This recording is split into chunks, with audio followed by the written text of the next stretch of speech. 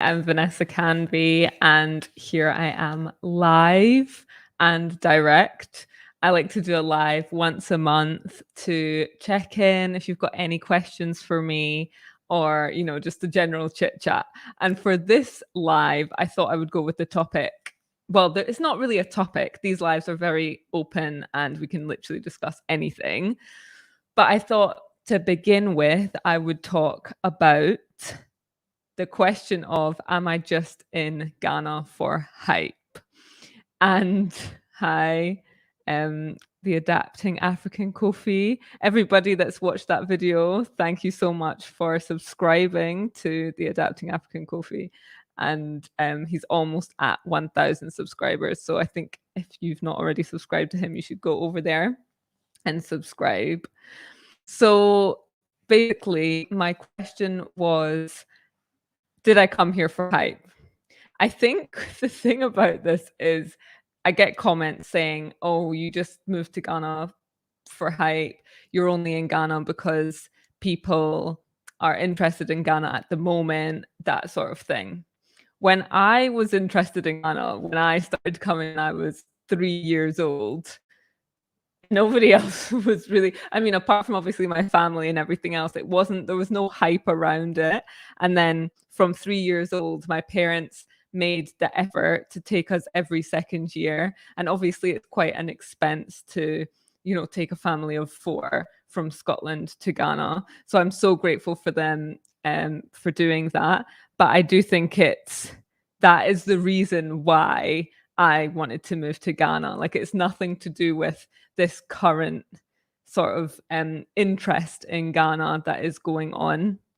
My interest stemmed from basically my heritage and the fact that I've been introduced to the culture and brought to Ghana ever since I was 3 years old. And so when people comment things like that, I just feel like, oh. And when I really felt like I wanted to move to Ghana and I wanted to try living in Ghana for at least a year, I was 16. So that's when I had this shift, like the major shift. And that is because before that, my parents used to take me, we would do like family things, go to like the family house, which actually I found so fun, like playing with, there was loads of kids that lived there, and then going on, family things, right?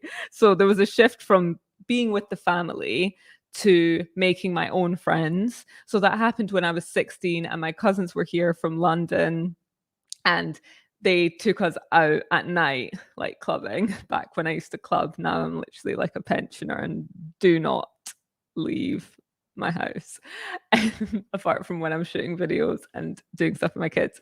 So that is when the shift happened when I was 16 and I started to make my own friends. And then I just loved it from that moment forward. I loved it before that, but at that moment I realized like I could actually live in Ghana and this is somewhere that I want to, spend a lot of my time in my life. And that's when also I like spread the word, told everyone. So the thing is, for people that know me like personally, when I was like growing up and stuff, like they all know my true love for Ghana and that it's nothing to do with the current interest in Ghana as a country from the rest of the world. So if anybody wants to, wow, I've not been on live for so long that I can't even remember how to do this. I'm going to copy the link if anyone has any questions they want to come on. Also, the fact that Instagram is down, I thought, you know what else am I doing? I'll be scrolling Instagram, which is terrible, but I thought I could come on live. And also WhatsApp. I didn't know how dependent I was on WhatsApp until it went down. That's how I communicate with like my friends and my family. Obviously I can text them, but hi there, Henry. Greetings, Miss Canby. I can only admire your patience with the naysayers. It's obvious from your videos that your passion for Ghana is real and durable. More power to you and keep up the good work. Thank you so much. I do think that if somebody did come to Ghana just for the so-called hype, I don't know if I don't want this to come across like bad, but I do think that, you need a degree of patience and understanding for the country, because of just the way that the systems work here, obviously like very different to if you're coming from, let's say, the UK or the US. They're very different systems. And I was very like aware of the way that systems worked before I came. So if I or anybody else just came here for the hype and just saw some cool Instagram videos or YouTube videos and thought, wow, like just want to come because it looks like everyone's there and stuff, I do think some people might get like a little bit of a shock. um we're all suffering for lack of WhatsApp, stacking messages to send when it comes back. Oh great, that just went off. That light, that's fine, we can still deal with just one light.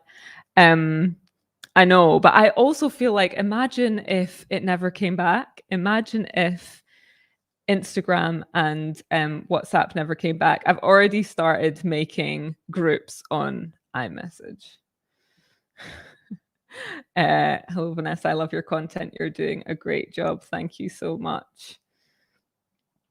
So yeah, if anybody wants to come on live with me and ask me any questions, that would be fun. What was your husband's job? So my husband used to be a production manager for like a manufacturing company. And now he works with me on the channel. So he films, he edits, he comes up with concepts with me. I mean, basically we do everything together now. Whereas before I pretty much did everything myself, and I hired a videographer who I do still actually sometimes work with, because sometimes like just me and my husband isn't, like, we need more people basically. Sorry, I'm just looking at the questions. If not a great source of income, I'm sure your husband won't leave his job for Ghana. Not really getting that one. Like, as in, what you mean? I saw another question.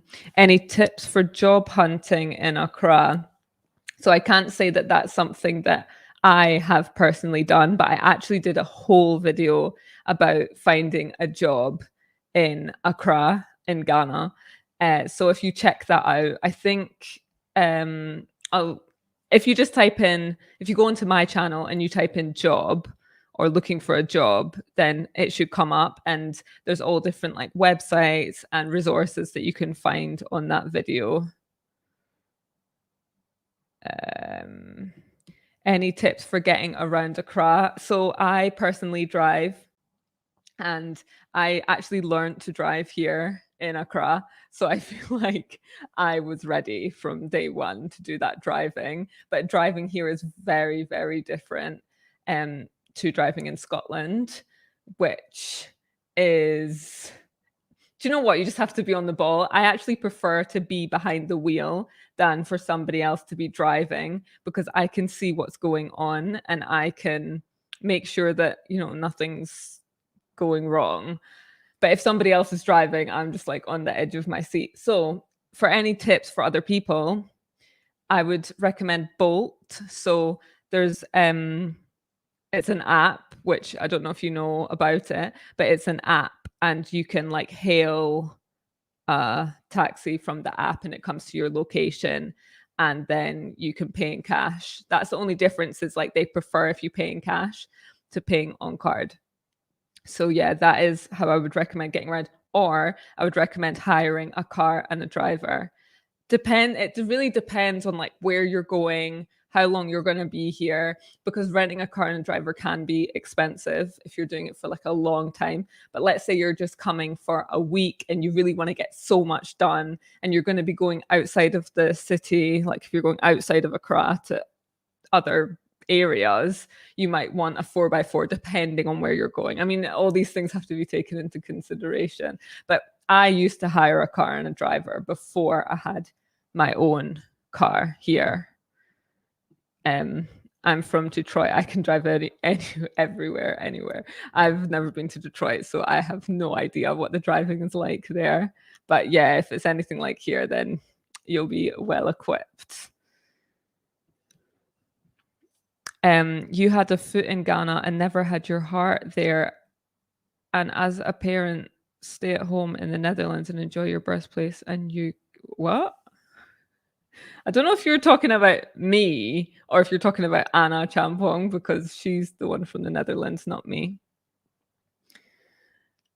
Okay, let me see. Hi there, Albie. How are you? Hello? Yeah, hello. Hi. Yeah, I can hear you. Yeah, can you hear me? Yeah. How are you? Yes, yes. I just want to say you're doing so well, and anytime you come online, it's just like you give us some of us hope to know that things aren't the way we want them, but we can, you know, do our little best to change things in our little corner. So I just want to say thank you. Oh, thanks so much for watching. Where are you watching from? I'm watching from Ghana here. Oh, nice. Yeah, What yeah, yeah. what region? Accra, Accra, Accra. Oh, okay, nice. Oh, Yes, I've been amazing. following you for a long time, and it's Oh, it's it's thanks so it's much. amazing what you've been doing and where you are today. I'm happy for you. Oh, I really appreciate it. Yeah, That's really, yeah, really nice. yeah. Thanks for watching. And All right. yeah, I hope I can continue making like videos Yeah, that you'll be happy yeah. with. Thank you too. Okay, see you Yeah, later. Bye. yeah. Bye bye. Hi, Joa. How are you? I think you're. I'm good. How are you? Yeah, I'm good, thanks. I had a question for you. I'm also biracial. My father's from Ghana, but I'm in Australia, Melbourne specifically. Oh, And I was cool. interested to know if you had ever considered getting dual citizenship, and if so, why? I'm assuming that the benefits when you're trying to live in Ghana, being a citizen. So could you talk through that if you have gone through that experience or not? Yeah, so I am, and I have my Ghanaian passport now. And I didn't actually when I was like a child. I only got it a couple of years ago, or was it? Yeah, a couple of years ago, pretty recently. And I went through the process here in Ghana rather than. So my sister did it when she was in the UK, for example. So like you could do it where you are in Australia. You could apply to like the High Commission or whoever is like the base there and do it that way, or when you're here you could also do it. I think it depends on like the amount of time you're going to be here and stuff like that as to what makes sense. But I think that for me it was like really important for so many reasons, but only but I think even more so at the moment, in a time where there was a time when you weren't allowed to like leave because of all the restrictions and all that. I actually got it way before that, but I was so glad that I had my passport because it allowed me to come to Ghana.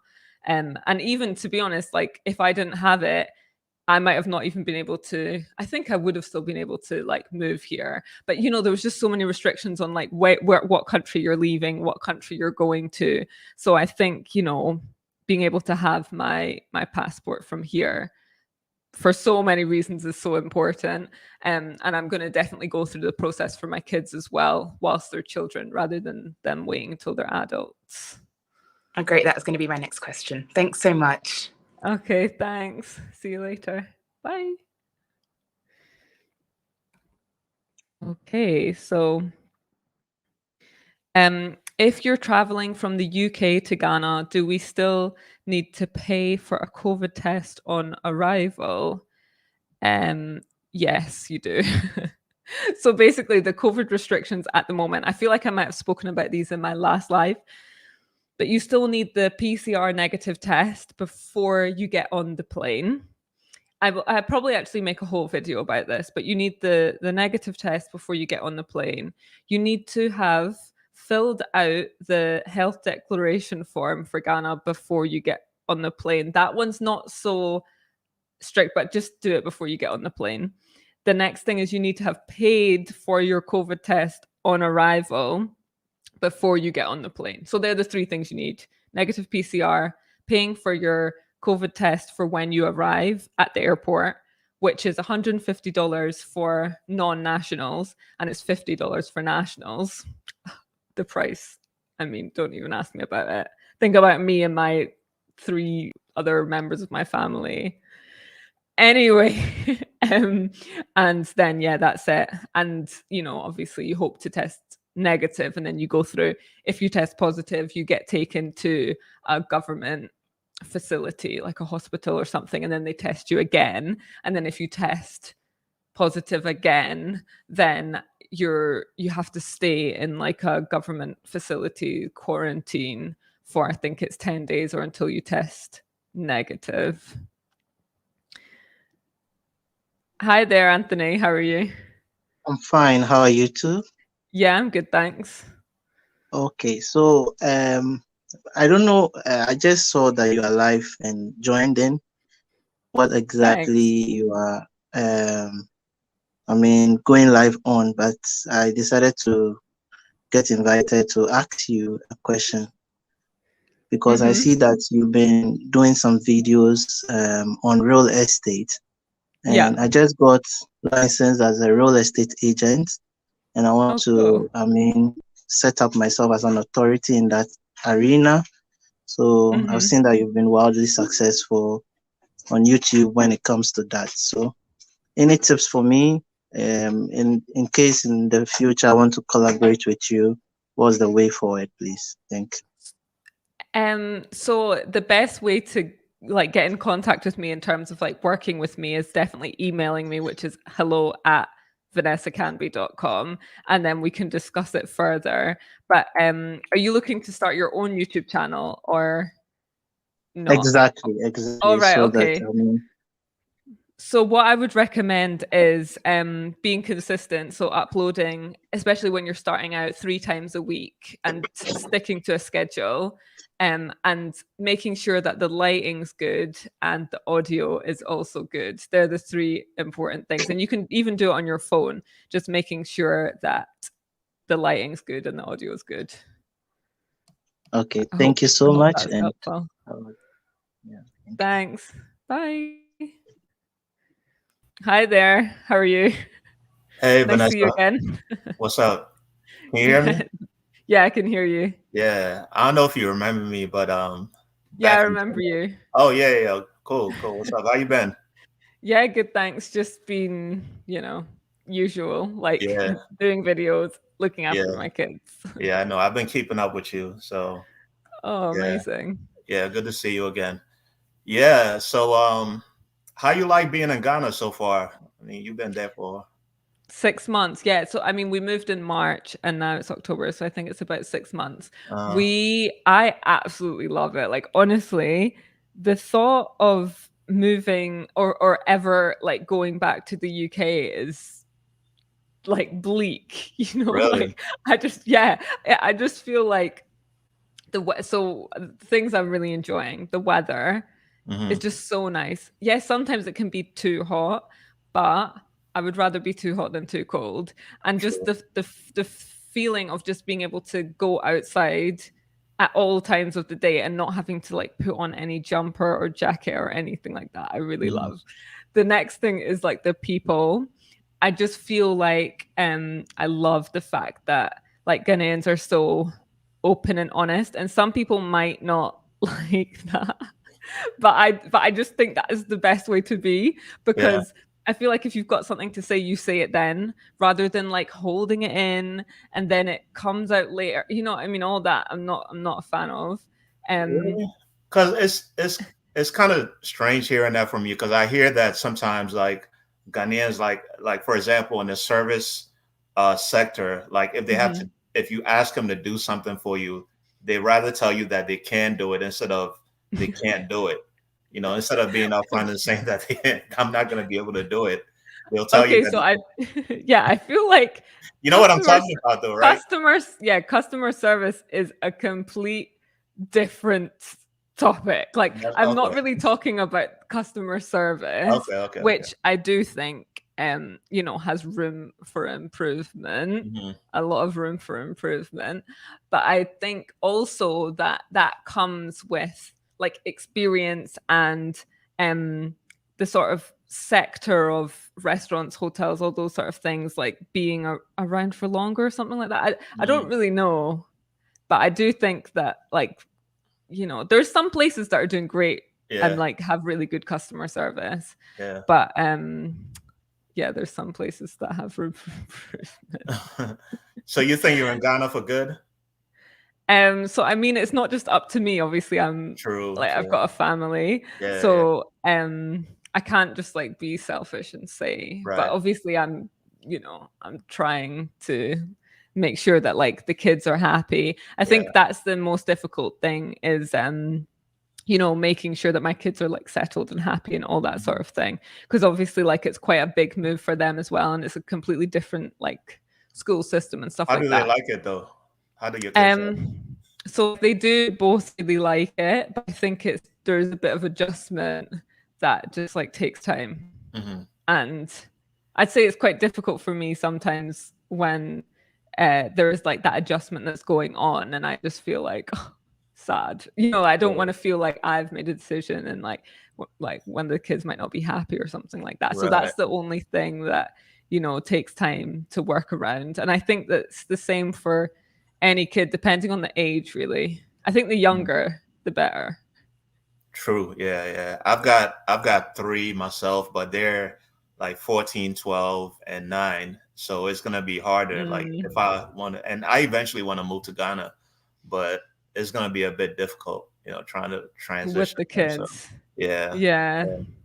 That's like a Especially whole when nother. they've got like solid friendships and Exactly. solid friend groups. Yeah. And then they have to like start from scratch. Right. It's gonna be difficult. But my main question and what I came on here for is, you've been making the video like living in Ghana spaces like real estate.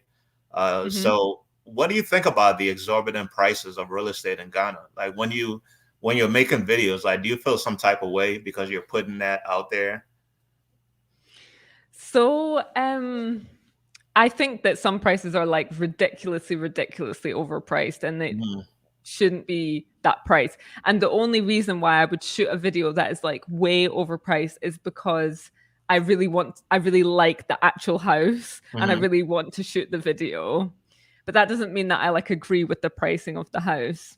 Okay. I do think though that there's some houses that might seem overpriced, but actually like in the scheme of like the space and the price of houses, they're not actually overpriced. Like, if you see how much things are selling for and how much people are buying them for and how they're going up. I don't know if that makes sense. I guess you're saying like depending on the area. Exactly. Okay. Yeah, like there's some areas that are expensive, really expensive areas. And I guess we're talking about like a capital city, which a lot of my videos are in, Accra. And then we're talking about like the most expensive area in that capital city. Yeah, so it's like East Legon or somewhere. Yeah, like going to like Manhattan and then you know what I mean, going to like the most expensive road and then doing a video on that house. Sometimes it's comparable to that, but sometimes I do feel like people just pluck a price out of the air and just like say this is how much the house is. I guess that's the issue with like the lack of sort of regulation around house prices and how much things, how much they should be and all that sort of thing allows for some really wild prices. Yeah. Well, and yeah, I do sometimes feel like, I like, because some houses are just unaffordable to somebody making like a city salary. And I feel like, I do sometimes feel a certain way about the pricing of them. But then on the other hand, I do feel like there is a market for those houses. Exactly. Because if the market wasn't there, they wouldn't be priced that way. So I mean, obviously people are buying them, but it's just like the type of people, the crowd of people. It's gonna be like kind of like there's a terminology for it that we call here in the United States where in the impoverished neighborhoods and cities. Like the yuppie crowd will come in and buy properties there, low price properties, and then build Starbucks and all these kind of different establishments. Gentrification. Exactly, gentrification. Yeah, Yeah. and that's happening. There's possibly going to be happening in Ghana. You know, so that's my concern there. But I mean, I would say it's already happening in certain areas, and there's certain developments going on which are very controversial in terms of the way that they are just like sweeping neighborhoods of people that have lived there for, you know, like families have been there for decades and decades. Which I think is actually terrible. But I do think it's such a like sticky topic, and it's a difficult one. There's a lot of different moving parts. But the other thing I think that some people that watch my channels don't realize is just the amount of money here, like the amount of money that some people have here. Like there is like you know, like an upper class with so much money. You know, so like these houses. That's what one thing people that live outside Ghana don't understand. Like, don't get it twisted. Ghanaians have money. Some Ghanaians. And I always tell people, like, in Ghana, there's really like or very limited middle class. It's either you got it or you don't have it. You know what I'm saying? So, I think there's now a growing middle class. But yeah, there is really like the divide is huge. So yeah, I think some people think, oh, like you're only talking to like the diasporans with these prices, and I'm thinking, nah, like most of the people buying these houses are like, you know, Ghanaians from Ghana. Oh, okay. Wow, there is but I would say my channel probably does cater to like diasporans. But in general, like I just went to a development which the houses they're okay price, maybe like, but I just heard that like one family bought 10 houses, and that happens. Like. Wow. I'm like, wow, I want to be part of that family. No, which family is that? Wow. Okay, well, thanks so much for coming on again. Good talking to you. I'll talk to you later. All right. Bye. Hi, how are you doing? Hi, I'm very fine. You? Yeah, I'm good, thanks. Okay. Have you got any questions?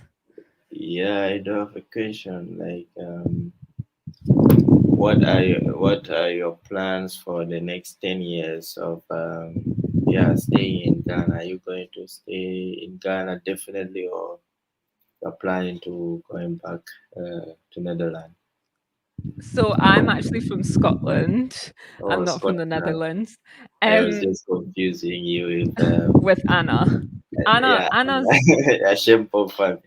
I can see she's actually in the chat here. Anyway, so my next 10 years, well, that is a very long time. If I look back 10 years and see where I was 10 years ago, I would have had no idea. Well, actually, no, I knew I wanted to live in Ghana, so I'd probably have an idea that I'd be living here, but I'd have no idea what I would be doing. Like YouTube, being a YouTube creator was never on my radar. And I had friends who were really successful YouTube creators 10 years ago with like millions of subscribers, and it never even crossed my mind that I would want to do that. So it just shows like how your life can change and how like everything can, you know what I mean? I feel like 10 years from now, but at the same time, I do believe in like carving my own life out and planning. And I do need to sit down and figure it out. But I do definitely want to build my own house here and, you know, have a base here. And I want to continue creating on YouTube, but I also want to start some other businesses. I have like some ideas that I feel like I don't know if I'm ready to put out there, but I think farming is something that I'd be interested in. And like my family. How many countries are you going to visit in Africa, like in your plan? So this year, hopefully, I can visit 2 more African countries. Whereabouts are you calling from? I'm in Cameroon. So will you visit Cameroon? It's a French mostly French-speaking country. Yeah, I'd love to. That people are speaking English. I'd love to come to Cameroon, but I can't speak French. But I'll try. Yeah, you will learn. So hopefully, eventually, I can make it to Cameroon. So difficult. But thanks so much for coming Great. on, and Thank you. I will speak to you later. Bye. Let me just have a look in the chat. Okay. Is there a reason why you don't show your husband and children in your videos? Personally, I agree with not showing the children, but what of your husband? So my husband actually is in the background of the videos. For one, now he's behind the camera, so that's probably why he's not on the videos. And for two, he's just not one to want to be on camera. I don't think being on camera is for everyone, which I totally get. And so that's why he's not on it. As for my kids, I just don't think that it's fair for me to put them on my channel. So back in the day, I used to put them on my channel, but then I took those videos down because I just don't think, they don't really know what it is, what a YouTube channel is. They can't fully comprehend being out there. And so I just think, they can make their own decision. If they wanted to do their own thing when they're old enough, that's fine. But I just don't think, it's for me to make that decision. Because I just don't Hi there, think, Douglas. They don't really know. Could you put off the YouTube video that is there? Being out there. And so I just think, they can make their own decision. Oh, it's okay. So Douglas, if you can put off the YouTube video because it's duplicating, then we can talk. Hi, Addy. How are you? Hi, Vanessa. How are you doing? Yeah, I'm good. How are you too? Yeah, good. Whereabouts are you? Yeah, I'm in Dansoman, Accra. Oh, woohoo! And I have a quick question for you. Sure. How do you communicate to the people who can't speak English in Accra? I know there are a lot of people who doesn't understand English. So how do you communicate with them? Honestly, I don't come across that many people that can't speak English. I'm trying to think of when, and I feel if not, then there's a way just by, hand gestures. And I am going to be taking tree classes. I'm going to have somebody come to the house, especially for my kids and for me as well. So I will get there. But at the moment, I honestly don't come across that many people that don't speak English. Okay. So I don't really have that issue so much. Oh, okay. And I have to compliment your skin. You have a nice skin. Oh, thanks.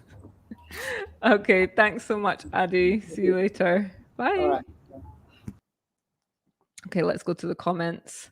Is it best to bring cash to Ghana to spend, or would you recommend a particular bank account to use? Depends how long you're coming here for. You can just take money out of the ATM. If you have I have a Monzo card, they don't really charge. So you can just put it in the ATM. You get a pretty good exchange rate and you can take your cash out. Or you could bring some cash and change it for CDs when you get here. But I personally don't have a lot of cash, if really any, on me ever, because I just feel is it necessary? That's in life. In Scotland, in Ghana, I don't carry cash like that. Hi, Douglas. How are you? Hello, Vanessa. Can you hear me, please? Hi. Yeah, I can hear you. Whereabouts are you? Oh, I can't hear you. Oh, one second, please. Oh. I know where the. Can you hear me? Yeah. Yes. Okay, perfect. I can hear you now. Hello. Whereabouts? Where are you calling from? I'm calling from the UK. Oh, okay, nice. Whereabouts? Yeah. Stoke-on-Trent, near Manchester. Oh, right. Okay. Cool. Yeah. So I've been following your channel, and it's been very inspirational for my family because we are planning to move to Ghana as well. We are a Ghanaian German family. Oh, right. Okay. Yeah, my wife is German, and I moved with 21. I moved from Ghana to Germany. So I stayed in Germany for 20 years. That's where I met my wife. And together we've got 7 children. So we are moving to Ghana. 7 children. Wow. That is commendable. I have 2 and I can't imagine having any more. Yeah. So in fact, your channel and a lot of the channels documenting the journeys to Ghana have been very inspirational, especially during the lockdown. We watched a lot of videos, and moving to Ghana was on our plans, but I think the lockdown facilitated that idea more. And we came across your channel and a lot of other channels that really, really inspired us. So thank you so much for that. And especially if you have a family moving, things like school and housing and stuff. So how did you do it? I mean, in terms of school, I came back from Ghana 2 weeks ago, and to finalize the last minute checks before we move, because we plan to move in a couple of months. And the only one who will be coming later is my daughter. She's married now, so she's with her husband and have a grandson. So they will come first for visit, and then later they will join us. So that's so nice. So coming now, we are like 8.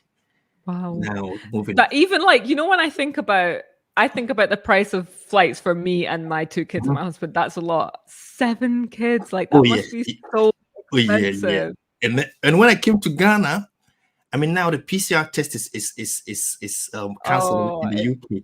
But, yeah, but you still have to get it to come. But in Ghana, so like 150 times. Nah, like that's a lot of money. Yeah, and then the shipping. So how did you do the shipping? Did you have a container, or you had a door-to-door company? So I actually used Mank Global, which is in Manchester. Okay. And they came to my house in Scotland, picked up our things. We didn't have a full container because we took how many barrels? We maybe took like 8 barrels of things, and then we had some other items. So like my husband's bike, my kids' bikes. No, they didn't bring their bikes. My husband's bike, we have like an exercise bike. Yeah. Some other like random things, like my daughter's doll's house and stuff. So we basically had 8 barrels and then some extra bits. And that was I had a good experience. There was a few things, like some things got broken, but I think that's just like how it is, you know, in the shipping process. And it wasn't too expensive. Like it was, well, I don't know what's expensive. Like, I mean, I can't even remember the price. It was maybe around £2,000. Oh, okay. But the barrels actually aren't that expensive to ship. They're like £100 for 1 barrel. Okay, that's good. And you can fit so much in there, or you can do boxes. But I just found that barrels, it's like, you know, it keeps everything inside and it's watertight and stuff like that. So I would recommend doing that. As for the school, so I came just like you just did. I came like 2 months before we moved, and I went and looked at all the houses. I went to try and find a house to rent. So I went and looked at houses, found, in fact, that's not how I did it. I found the school first, and then I found the house, because the traffic here is awful. Like, it's, if you live too far from the school, like you're sitting outside the school until the school's finished. So we found the school, and then we found the house. And I looked at several schools. I couldn't go into some of them because of like COVID, but I did manage to like have meetings on call. I drove outside the school, had a look from the outside. But yeah, that's how I did it. And I'm happy with the school that like we went with and stuff like that. But there's a lot of good schools to choose from. Yeah. Well, we'll be based in Kumasi. Okay. We're based in Kumasi. So I came back 2 weeks ago. So I had a look at some of the schools, and I mean the purpose of that trip was my aunt passed away. So we came, all the family came for the funeral, and after that I used the opportunity to finalize things. For example, and one of the things was what should we bring? That's another question. What should we bring? Because you have a lot of stuff like furniture, electricals, TV. Should we buy them in Ghana? Washing machine, all this kind of stuff. Should we buy in Ghana, or should we bring them? And if you bring them, the shipping costs also. Exactly. So like for we brought no furniture because it just didn't make sense. And we got everything like locally made, and it was affordable. That's good. But we did bring like the TV, for example, because Yeah. we, you know, it was a semi-new TV and Yeah. we weren't exactly going to leave it, and that was Yeah. 300, but it was 350 pounds Mhm. to bring just the TV. But Oh, it made wow. sense because we would, you know, to sell, I figured that out, to sell the Yeah. TV and to buy a new one we Mhm. would have lost money on Yeah. rather just sending and Mhm. paying for the TV to be sent. So I guess if you figure out, does it make sense for you to take a whole Yeah. container and that sort of thing as well? And a lot of the stuff that I brought, I didn't need to bring. I think you can get everything here. Everything. Yeah. Yes. Yes. That's So I true. think it's just figuring it out. But I That- hope that that's the true. move goes well for Yeah. you guys. And when you're here, like, please email me. I would love to come and like interview you Def- guys. Definitely. As soon as we get to Ghana, we plan to spend some few like holidays in Accra before we go to Kumasi, and I'll Nice. definitely get in touch with Yeah, you. reach out.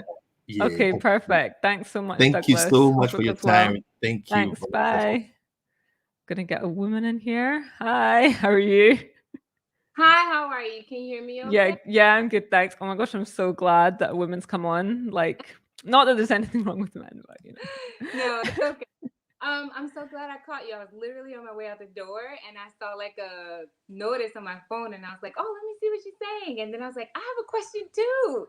Oh, nice. So I'm actually I'm coming from the US. So I'm physically in New Jersey. And well, first, I'm sorry. My name is Debra. How are you? Okay. Yeah, hi, Debra. Yeah, I'm good, So- thanks. Good. So one of the questions that I had was for someone who is like into healthcare. So my background is health and public health. And so when I'm thinking about like relocating out of the country and specifically to Ghana, what has been your experience in like the healthcare system? Like when we think of people coming over from, you know, places like US or the UK, a lot of the times it's like, well, what are the amenities? And then the other thing is like, well, what happens when I get sick? So can you give like a little perspective from like the healthcare system in Ghana, like from the resident's point of view and maybe even the visitor? So I've like had some moments when I've had to go to a hospital basically, which to be honest, in Scotland, like I actually never needed to go. And then what happened was I got healthcare insurance, which was really expensive. It was like, well, I say it's expensive because I didn't used to have to pay healthcare insurance in the UK. Right. But I think for the US, it's probably comparable, which covered loads and loads of things. But then like there was an issue with it. So then it didn't happen. So basically then I was just on my own. So what happened was, what happened to me is like I found like a breast lump and then it was actually like an amazing service that I went through. So everything was so quick. I went to the scan, like radio, like whatever it is, the people that scan it. Yeah. And I managed to do that day. So let's say I found it in the morning. I went there an hour later. They did the thing right there and then. I got the scan thing maybe like an hour later. And then I had an appointment at the hospital. I've actually done a video on that hospital. It's called Luca Health. It's actually run by like an African American. She owns the company. And then, but it's so amazing, that hospital. So they didn't do the scan. I went to another place for the scan. And then with that scan, I went to Luca Health to get an appointment. And then he, like the consultant, gave me like a full rundown of the options.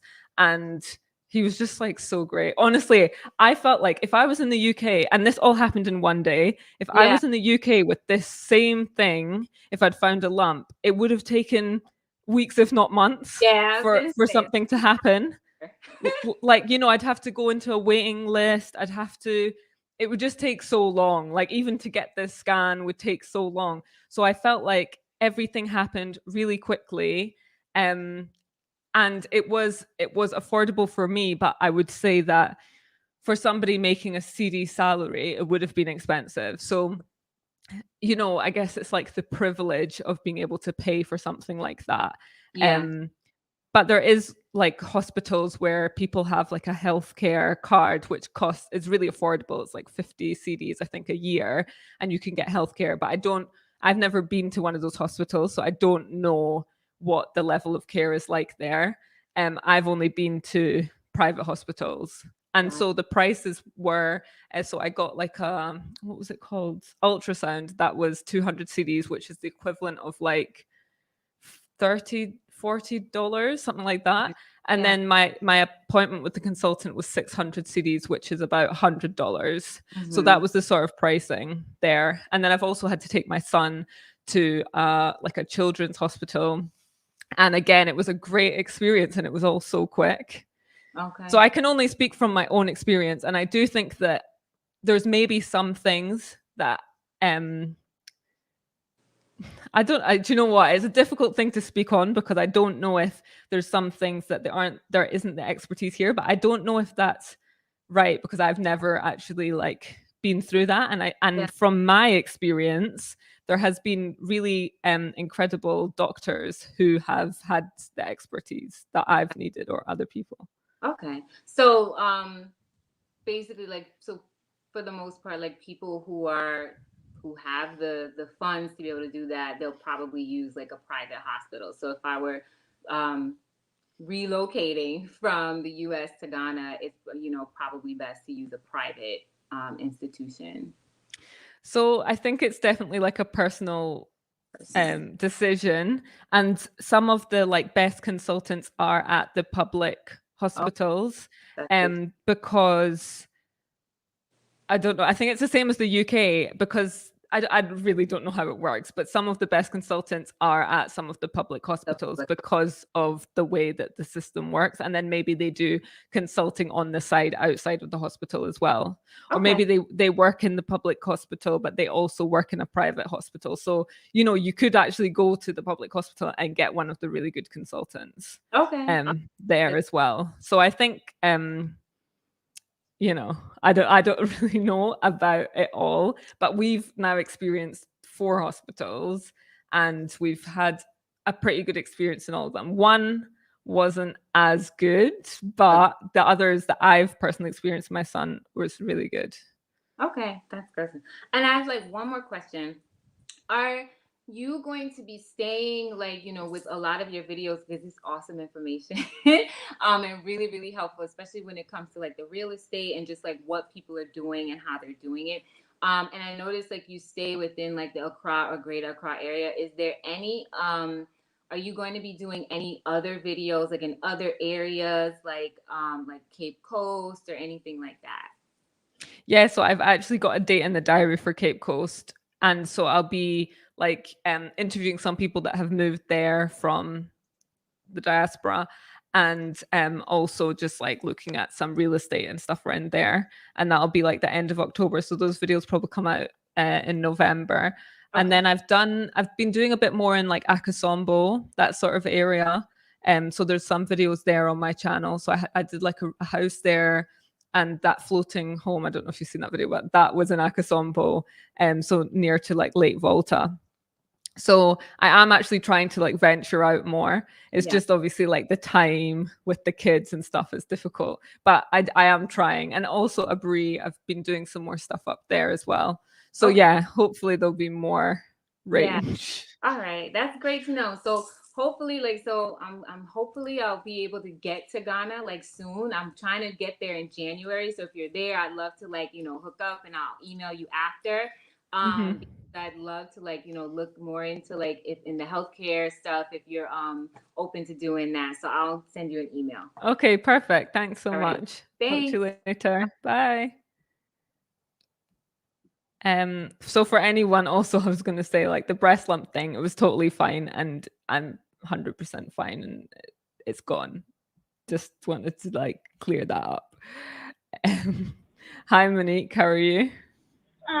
Good. Whereabouts are you? Indiana, in the United States. Oh, cool. Do you watch my channel? Yeah, me and my mom do.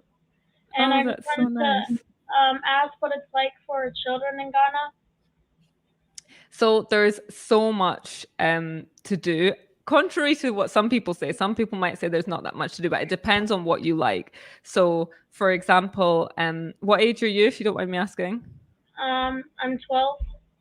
Okay, so like my kids, for example, like we go to the beach every week. Well, not every weekend. We try and go every weekend, but they absolutely love that. So like just going, having fun in the sand and the sea.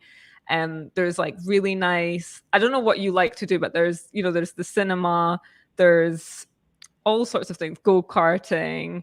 I'm trying to think of what my kids like to do. They like to do things like going to get like pancakes and stuff like that, and like going to those sort of places.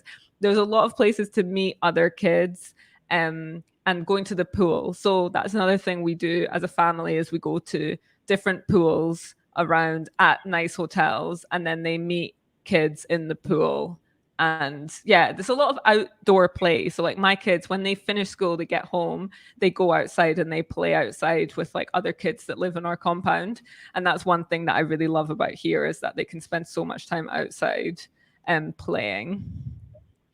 What's the sort of things you like to do in the US that you might be thinking might not be here in Ghana? I like doing all the things that you said. Okay, that's good then. Amazing. So, are you coming here at any point? We want to. Oh, that's nice. Well, that's exciting. Hopefully, if you make it, then I hope you enjoy it. And yeah, just like send me an email if you've got any more questions about, things to do. And oh yeah, so some people have come in with other things. There's a cultural center, national theater, cinema. Let's see what else. Yeah, that's there. I mean, basically, there's so much to do for kids. Like my kids love it here. And there's more. I feel like because they can be outside more, there's more for them to do in that sense here. There's also mini golf. So like there's mini golf that we like to do.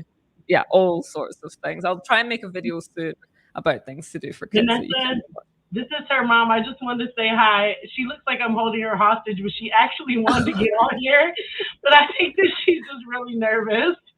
So that's okay. Thank you for being so kind, and we just love how open you are, and we just enjoy your videos live. Oh, thanks so much. Love it. It's been great to speak to you, Monique. It's been really, really nice. Bye. I'll talk to you later. Bye.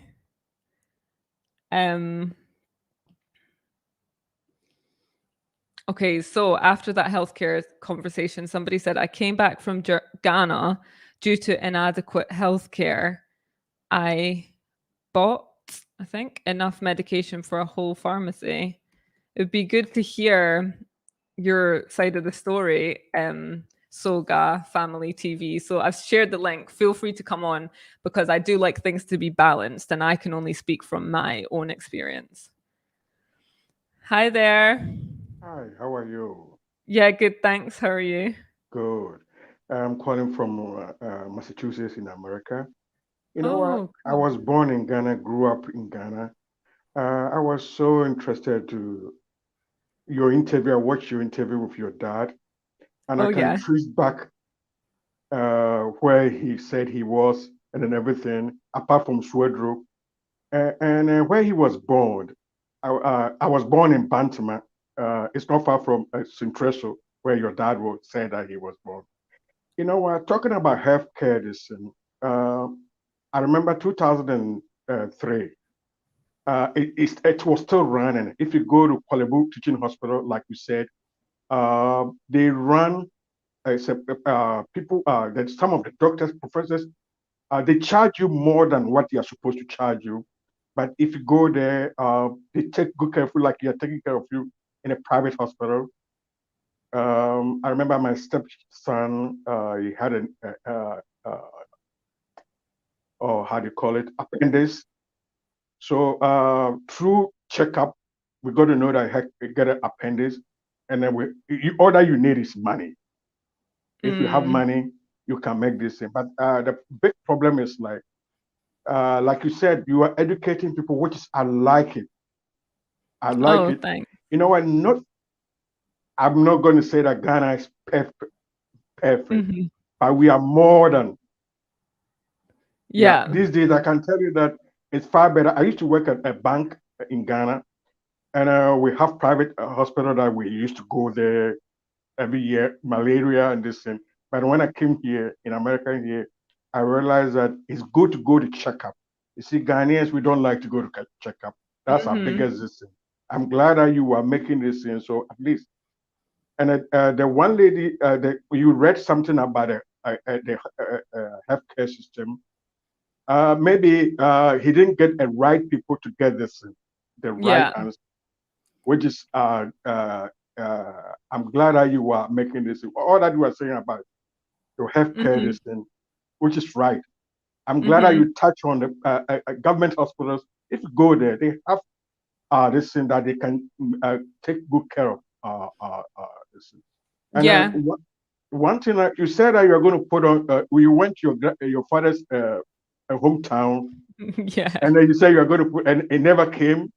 You know what? I literally have this list of videos that need to be edited here, and I looked at that one just before I came on. And the thing about it is, because I was there, so we went to like my dad's hometown where he was born, and I have a video of it. But because I was there with my kids and stuff, I wasn't able to film it the way that I would like to film it. Like, I feel like I can't decide whether I should put it up. So it was not in English. Like, so there was like a whole procedure that went on, which I'm sure you can imagine. I get you. I know you need somebody to help you to translate. No, but it's all translated. I got it all translated. Okay. You know what? Don't feel shy about it. If you got you think I should put it? Yes. If you get, you see, you know what? I'm an Ashanti. I'm proud of my language. You know what? And at the same time, it helps me. You know, unless few people, it have a lot of wisdom in it. You see, it doesn't matter. Sometimes people all the time. People you have accent, and I laugh at them. I say, yeah, you also have accent. Depends where you are.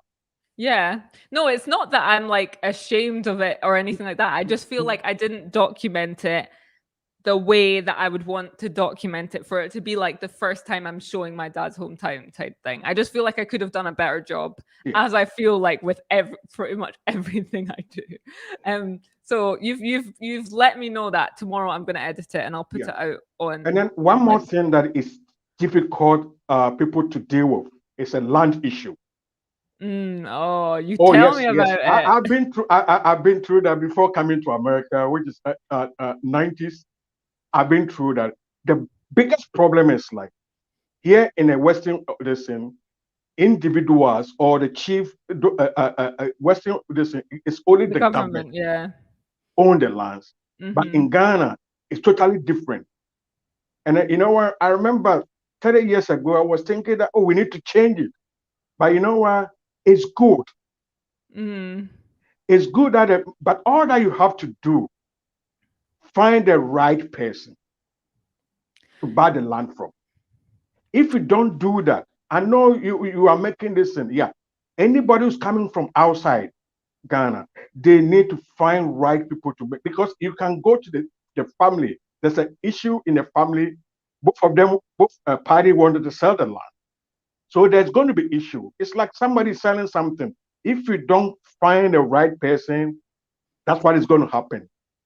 So you know what? Let people know pros and cons. Don't hide it. I mean, I won't. I need. If you know don't, what?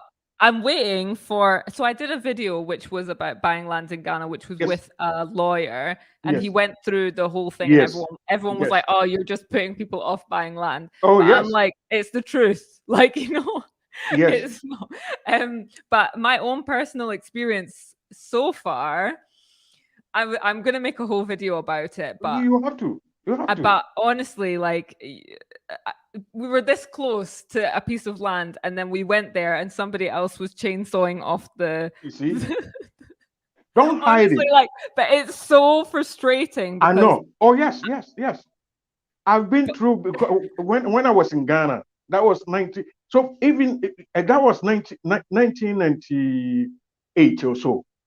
Yeah, I've been through that. So don't hide it. You know what? And then when you solve that problem, you bring it the same way that you find to solve the problem, so that people don't fall into that. Yeah, people lose a lot of money. Like, oh yes, of course. Of course. But you know what?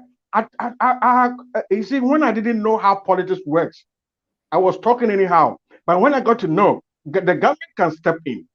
But trust me, if the government trying to step in, there's going to be another this in other African countries, because people don't want to know the truth.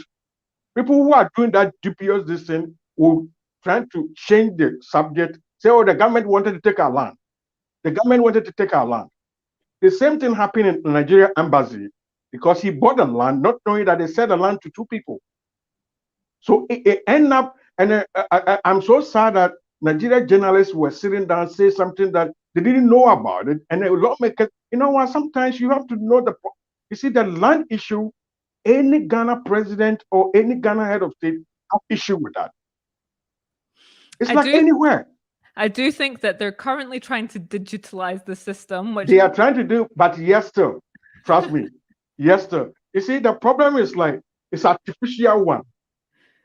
It's artificial listen, because the thing is, even if I'm honestly, because I'm so ready now, I'm just ready to get on with it, but it's I can't rush because I'm not trying to lose $1. No, don't do that. I know what you're saying. I know exactly what you're saying. But I'm glad that, you know what, educate people so that people don't put their money, waste their money. Because those people who are doing that, you know what, as soon as they get the money, they misuse the money. I'm telling you. Because they didn't get it, they will misuse the money. They won't use it to benefit of the people that make this thing. I've been through that, so I know exactly what. Don't hide it. At least people will know that pros and cons. When you do that, I know what I might sometimes it pushes you. Oh, project listen, which is true. Project a good image, but you know what? Don't let people. You guys have an opportunity platform to educate people. That's why your aunties were saying that you are doing the right thing. Allow yourself to people ask you questions, not listen that. I love Ghana, to be honest with you. But one thing I hate that is people will take advantage of anybody. So they shouldn't think that you are only foreigners that you are doing to, even within Ghanaians. I'm telling you, if the land problem is not issue in Ghana, Ghana, we are more than where we are supposed to be. Yeah, people, it is one true. land, somebody can pay double, triple. It's not coming from this. It's coming from the families. Those who are the family, they are fighting for this thing. Maybe two brothers wanted to sell the same land. So they use the land gas to attack people. They know that you bought the house, bought the land, but yes, so they wanted to sell it to another one or to you again. And then they'll go back and forth, back and forth.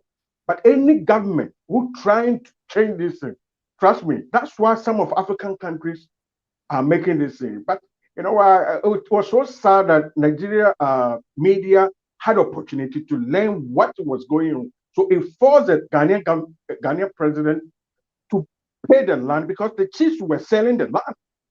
You see, some of the lands, and the Ghana law says that if the government want the land to build school, hospital, or market, the government can go in there for that. Apart from that, if the government doesn't want the land again, they should have to give it to them. Give it to the family back. And then when the family get the land, that's where the problem is. The problem is not anywhere. They will never go to the lands to register. Some of the lands, I bought my land in 1997.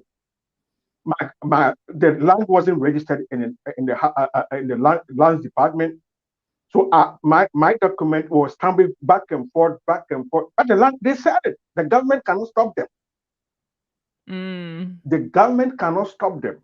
So people should make this thing. If you want to buy a land, do your own research, and then they have private companies that they are selling the land. To me, it's very expensive, but better if you have if you want your peace of mind, go and buy that kind of land rather than go to the chiefs and buy it. And then later on, people started fighting on it. The families started fighting, and then it become issue. And the government sometimes it's hard, especially when it involves chiefs. They know better when it involves chiefs. All that they want is money. You see, when they get the money, they don't know how to use it. They misuse it.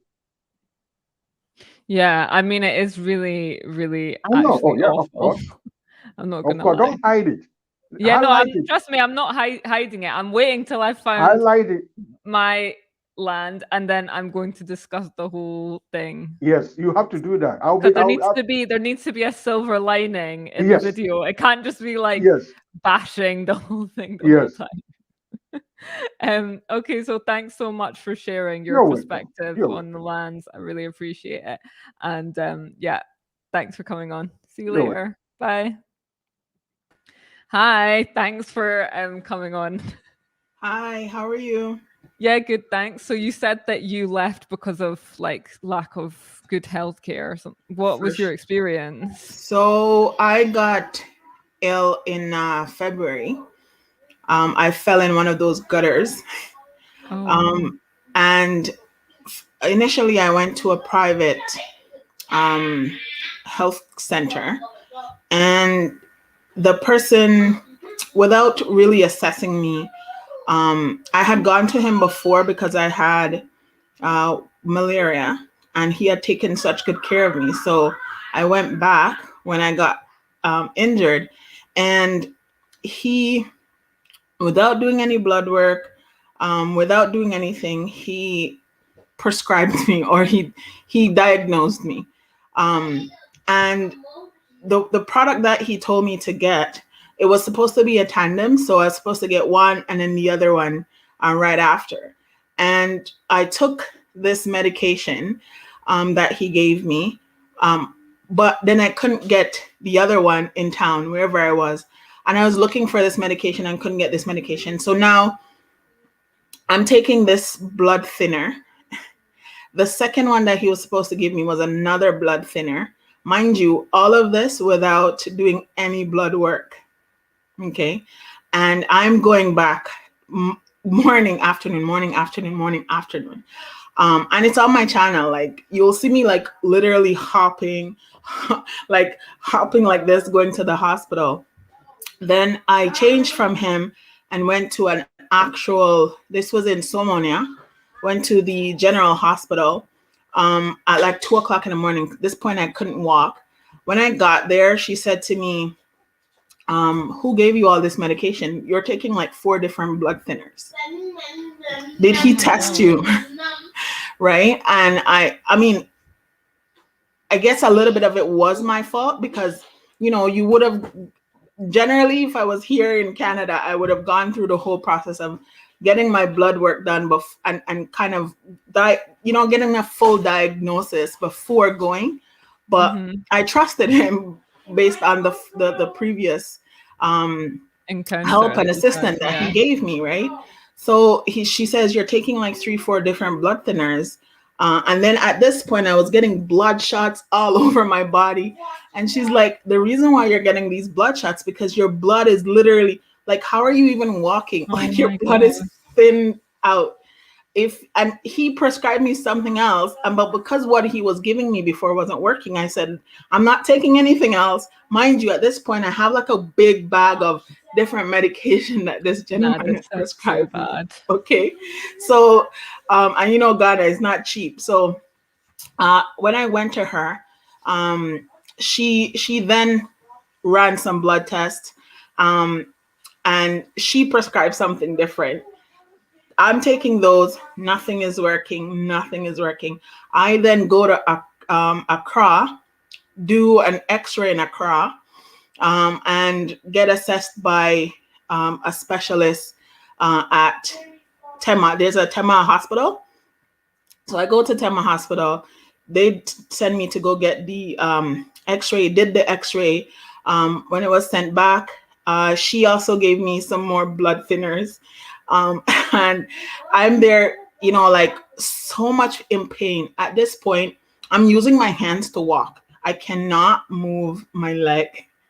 It was really bad. It was over a period of time. And I have kids. So at this point, I'm literally sending them to the village because I can't even cook for them. I'm just, you know, I'm just really ill.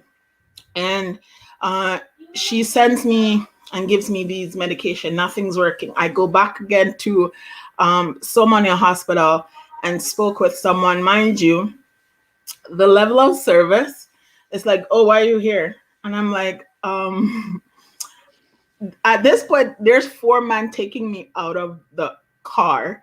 because I'm literally like so much in pain. So they're literally taking me out of the car and bringing me in. She's like, why are you here? And I'm like, nothing's working. I need something to work. And all of this, I'm like, I'm going back. I'm heading back. But I still needed to be able to walk to get to on the plane. So I needed something. She was able to prescribe something for me, and it started working. It was something from India, and it was working. And from that, I was able to, get better and then leave, because it was too much. It was just too much. And I'm telling you, I spent a lot in that period of 2.5 months, because buying this is not working, buying that, this is not working. At one point I realized I doubled up on so many different products because so many other persons were prescribing me things. But the system, it definitely needs to upgrade. Otherwise we're not gonna stay. And I was only there for like 4 months until I said, that's it, I'm giving up, I'm heading back. So. And is that it for you now? Like, would you ever go back to Ghana? What was your, like, before this? What was your like? Did you move to Ghana, or were you on holiday? And no, I actually was planning to move to Ghana. I built a nice 3-bedroom house and had some on the side for 3 different compartments to be rented. So I had a whole plan to stay there forever and ever and ever, amen. Right? Like, I was planning on staying there long term, but because and then there's other things that impacted the return. Just little things that, like, probably not little things, because the road system was really bad. The road to my house, the sand was here, and then underneath the sand the water was flushing underneath the sand. So like when I was going to my house, I literally had to just be like this. Like, it's a dance. Had you seen the house and the land before you? No, it was actually family land. So, and I trusted my husband.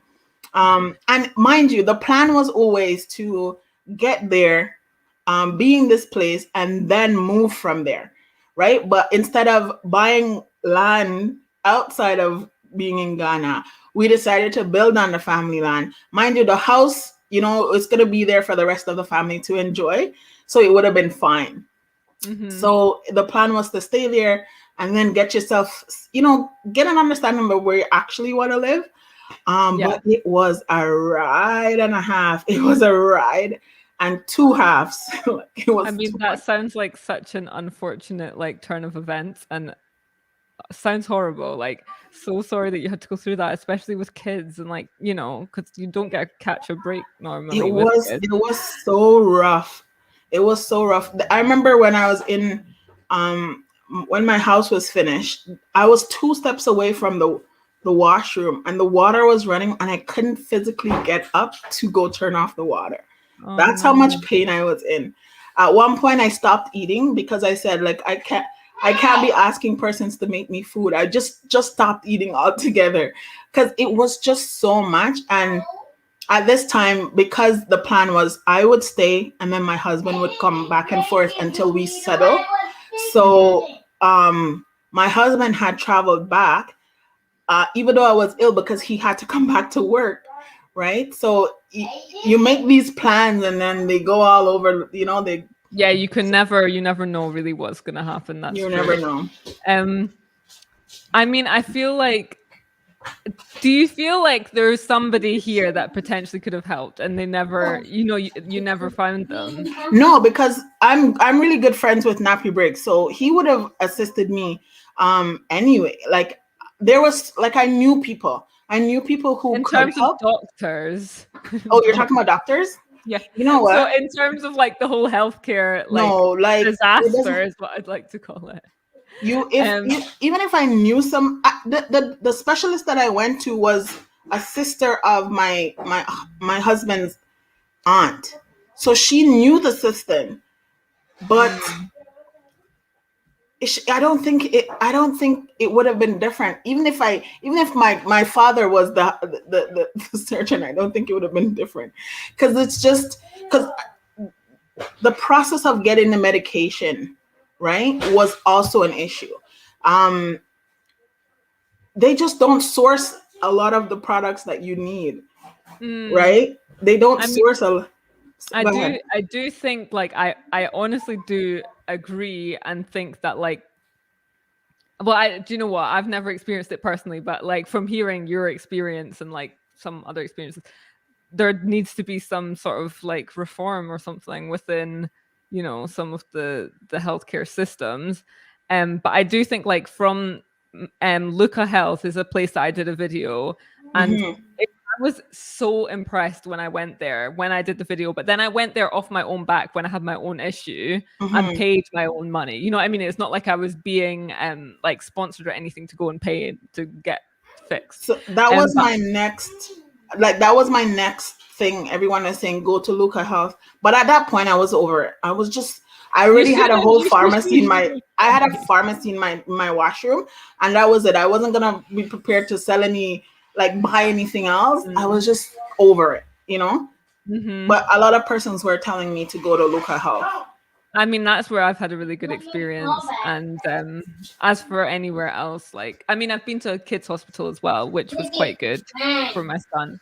But that sounds just awful. Like, I don't blame you for going back to Canada. But Ghana is never again, you know. I have a friend that's there and he's doing really well. My husband's traveling soon, so he's, you know, Ghana is not a no. I'm never going back. It's just probably prepare a little bit better. But when you went back to Canada, did you manage to like get the help you needed? Yeah, immediately. Oh, right. Immediately. I was able to, but mind you, you can't really compare both, right? You can't really compare both because, you know, these countries have taken a lot from our countries, that's why they're much better. But so I wouldn't compare. My thing to go to Ghana would be the same thing why I wouldn't compare both. Okay. Yeah, I understand. Well, thanks so much for sharing, and I'm glad that you did, because it gives like a balanced perspective on, you know, what I was saying, which was that I had a good experience. Like, obviously you had a bad experience, and I'm not happy that you had that experience. Like, that's really horrible. All right, bye guys. And yes, see you later. Bye. Thanks so much for the super chat. You said informative channel from the Concepts Inscribed. Really appreciate it. I'm out here, you know, trying to make videos. Not trying to, I am making videos day in, day out. Okay, so let me have a little look at the comments. Ivy Prosper in the house. Hey, Nabuke in the house. The healthcare system in Ghana is not the best for the majority of the population. I've traveled across the country and seen some of the worst conditions. Let's see. The woman is being honest about her experience. It's not about her not having a positive mindset. Is somebody saying that in the comments? Sorry, I've not really been keeping up. Vanessa, the attitude of our minds is the problem and not the hospital service. You can get cured if you have positive mindset. We've closed our minds that anything Africa is bad, negative mindset. Okay. Those who have the money can afford the best healthcare, and it definitely shouldn't be like that. There should be equality amongst healthcare. But that, I feel like that is a worldwide issue, but it is definitely much more divided here with the inequality. Hi, Nabuke. How are you doing? Oh, sorry, I didn't realize I was coming on now, so I was just kind of like looking. Let me see. How do I? Oh, there we go. How are you doing? I'm fine, thank you. How are you? Yeah, good. Is there anything you want to discuss, or have you got a question? Or I just came to say hi, Vanessa. I didn't realize you were on a live for like an hour. I would have come sooner, but I had started like a live on my channel as well. So yeah, it's been nice talking to people, hasn't it? So what has your let me try and think of the topics we've been discussing. Let's see what people are talking about. Even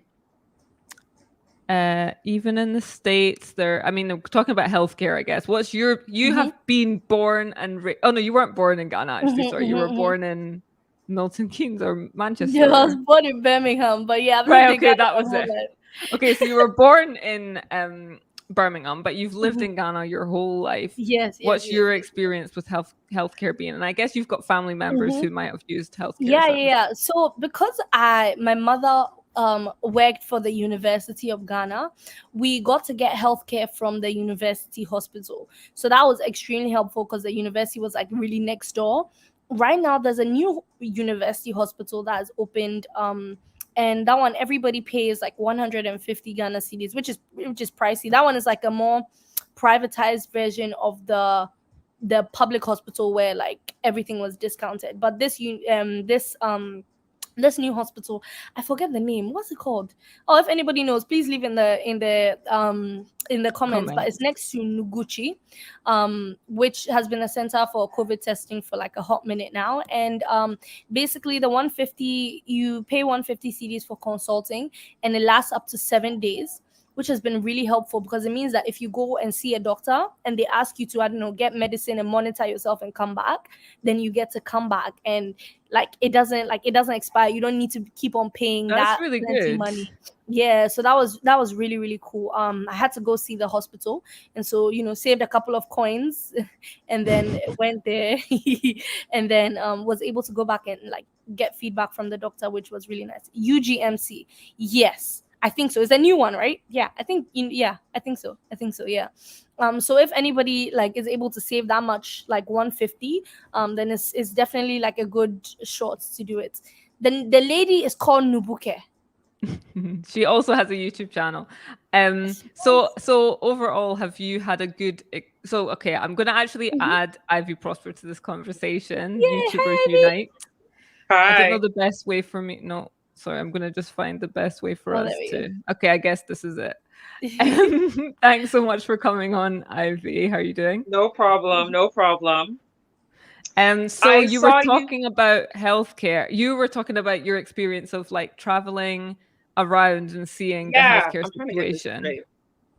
Yeah. So I in 2012, 2013, I was the host of a TV show called the Maternal Health Channel TV series. And we traveled across Ghana, like the whole country, except the Upper East and Upper West. And so I've gone to so many hospitals, so many clinics, so many health centers, from Accra to the remotest village in the north. So I've seen the disparities of what's available. And at the bottom line is, if you have the money, you have the best healthcare.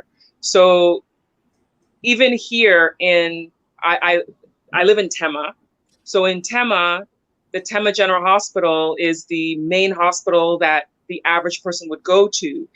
They don't necessarily have the money to pay to go to one of the private hospitals. So they'll go to Tema General Hospital with their NHIS card, the National Health Insurance Scheme card that helps you with making a partial subsidy towards your healthcare payments.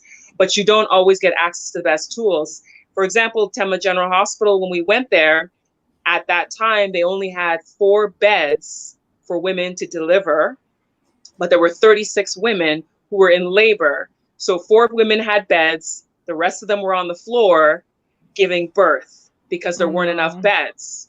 But if you have the money to go to Luca Health, if you have the money to go to Nyaho Clinic, if you have the money to go to Lister Hospital, then you can get the best healthcare available in the country.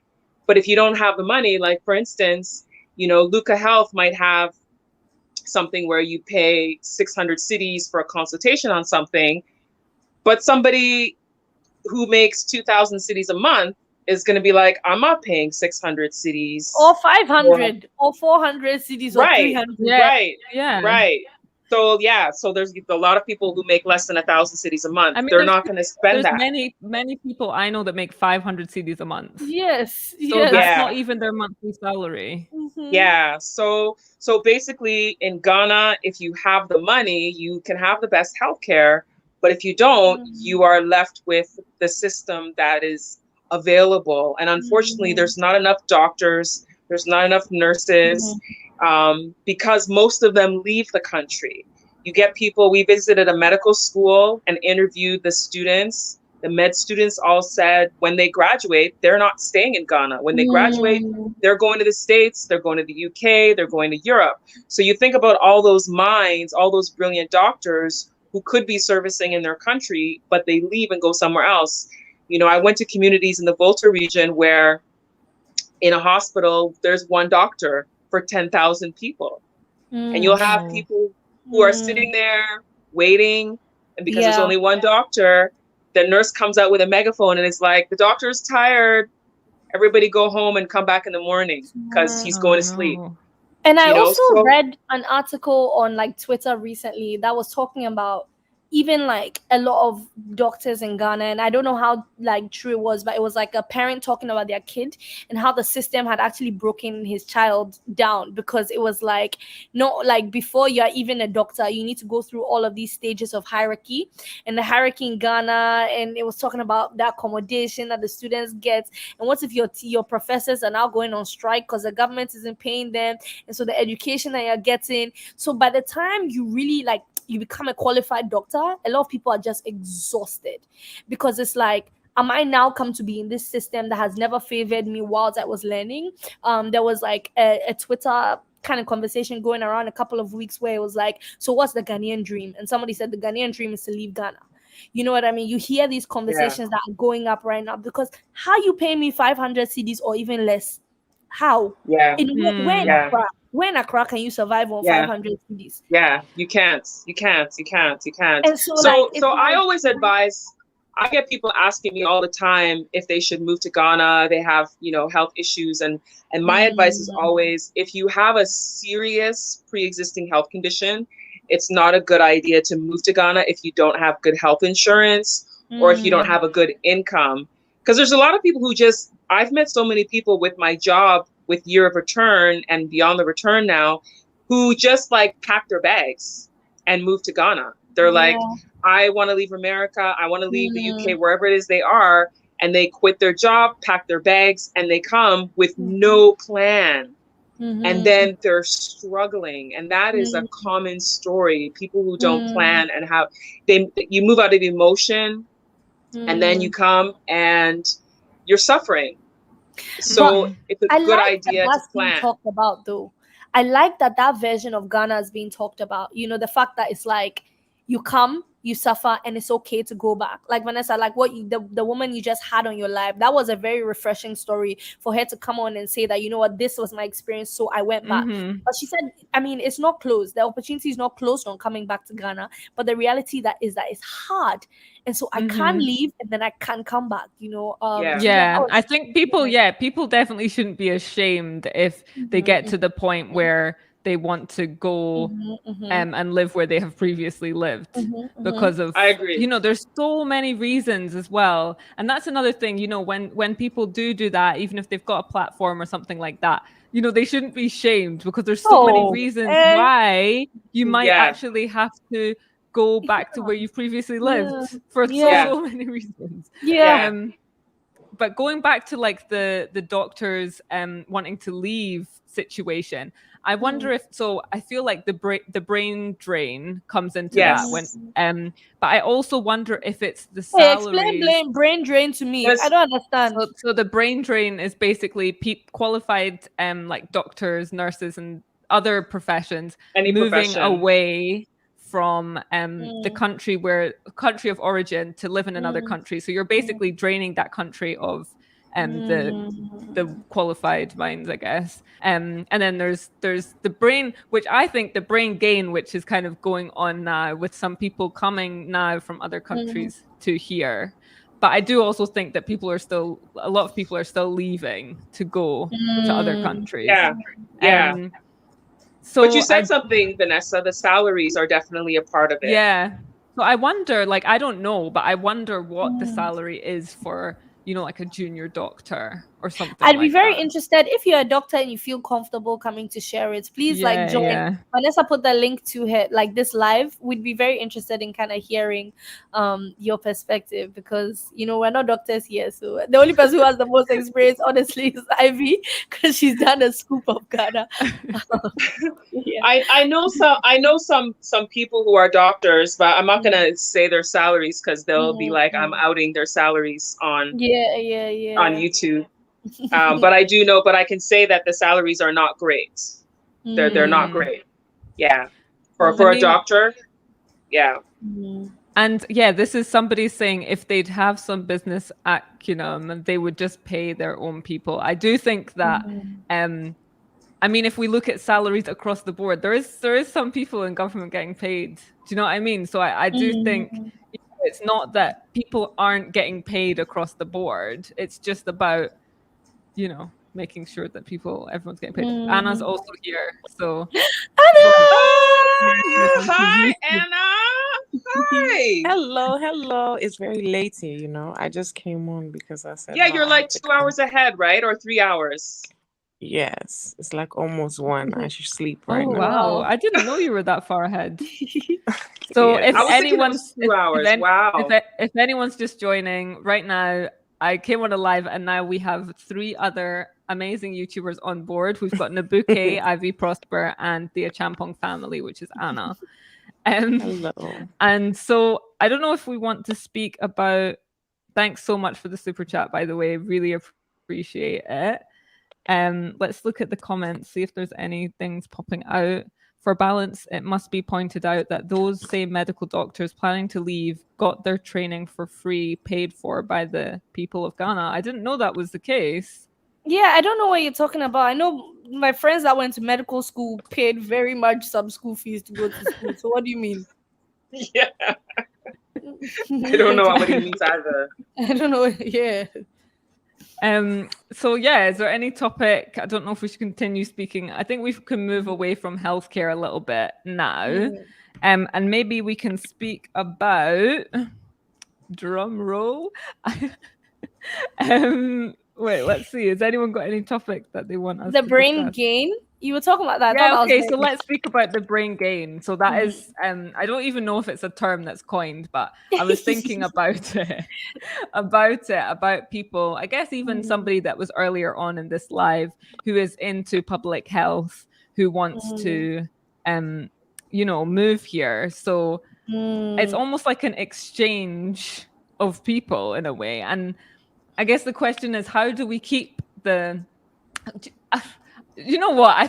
I see these things come to my head and then I feel like, can I even say this? Because here's me. I've moved from Scotland, where I was born and raised, to Ghana, because this is where I want to live. So people should be able to move and experience new if they want to. I don't think that people should be. And when I finished university, I also moved city to I moved from Edinburgh to London when I finished school. So I think people should have the freedom to move around. I guess it's just, how do you make sure people come back or contribute to the society? What do people think about that?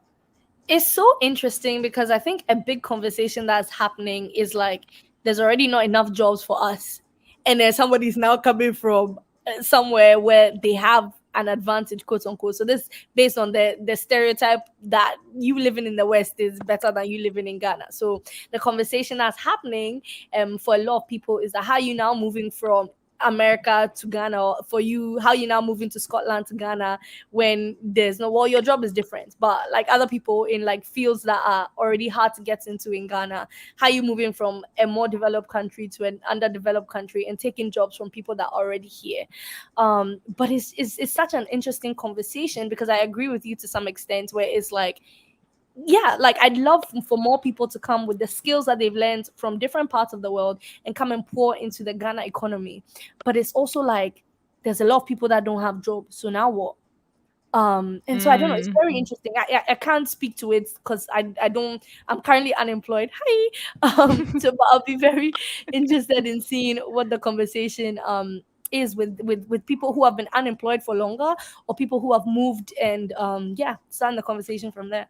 Yeah, Ivy, what do you think about that thought, which is can people move here? They're taking other people's jobs type approach. I think that the whole concept of brain gain and brain drain work together. So one country's loss is another country's gain. And with Ghana specifically, I know I have heard a lot of tensions with people saying that people coming here from abroad are taking jobs. But the reality is a lot of the people who come here from abroad are not actually taking jobs. They're becoming entrepreneurs. So they become people who are creating jobs, starting businesses and having to hire people, using their skills from where they came from to try to create something here. That's what I see mostly happening. And I think it's important that people recognize that people coming and creating business opportunities is helping put things into the economy as well as creating jobs for people. And when you create a job for somebody, that helps the economy in that the person who has a job now has money for their family members. Their family members now have money to go and buy something they need to buy, which supports the person who owns the store. So it's a complete chain reaction.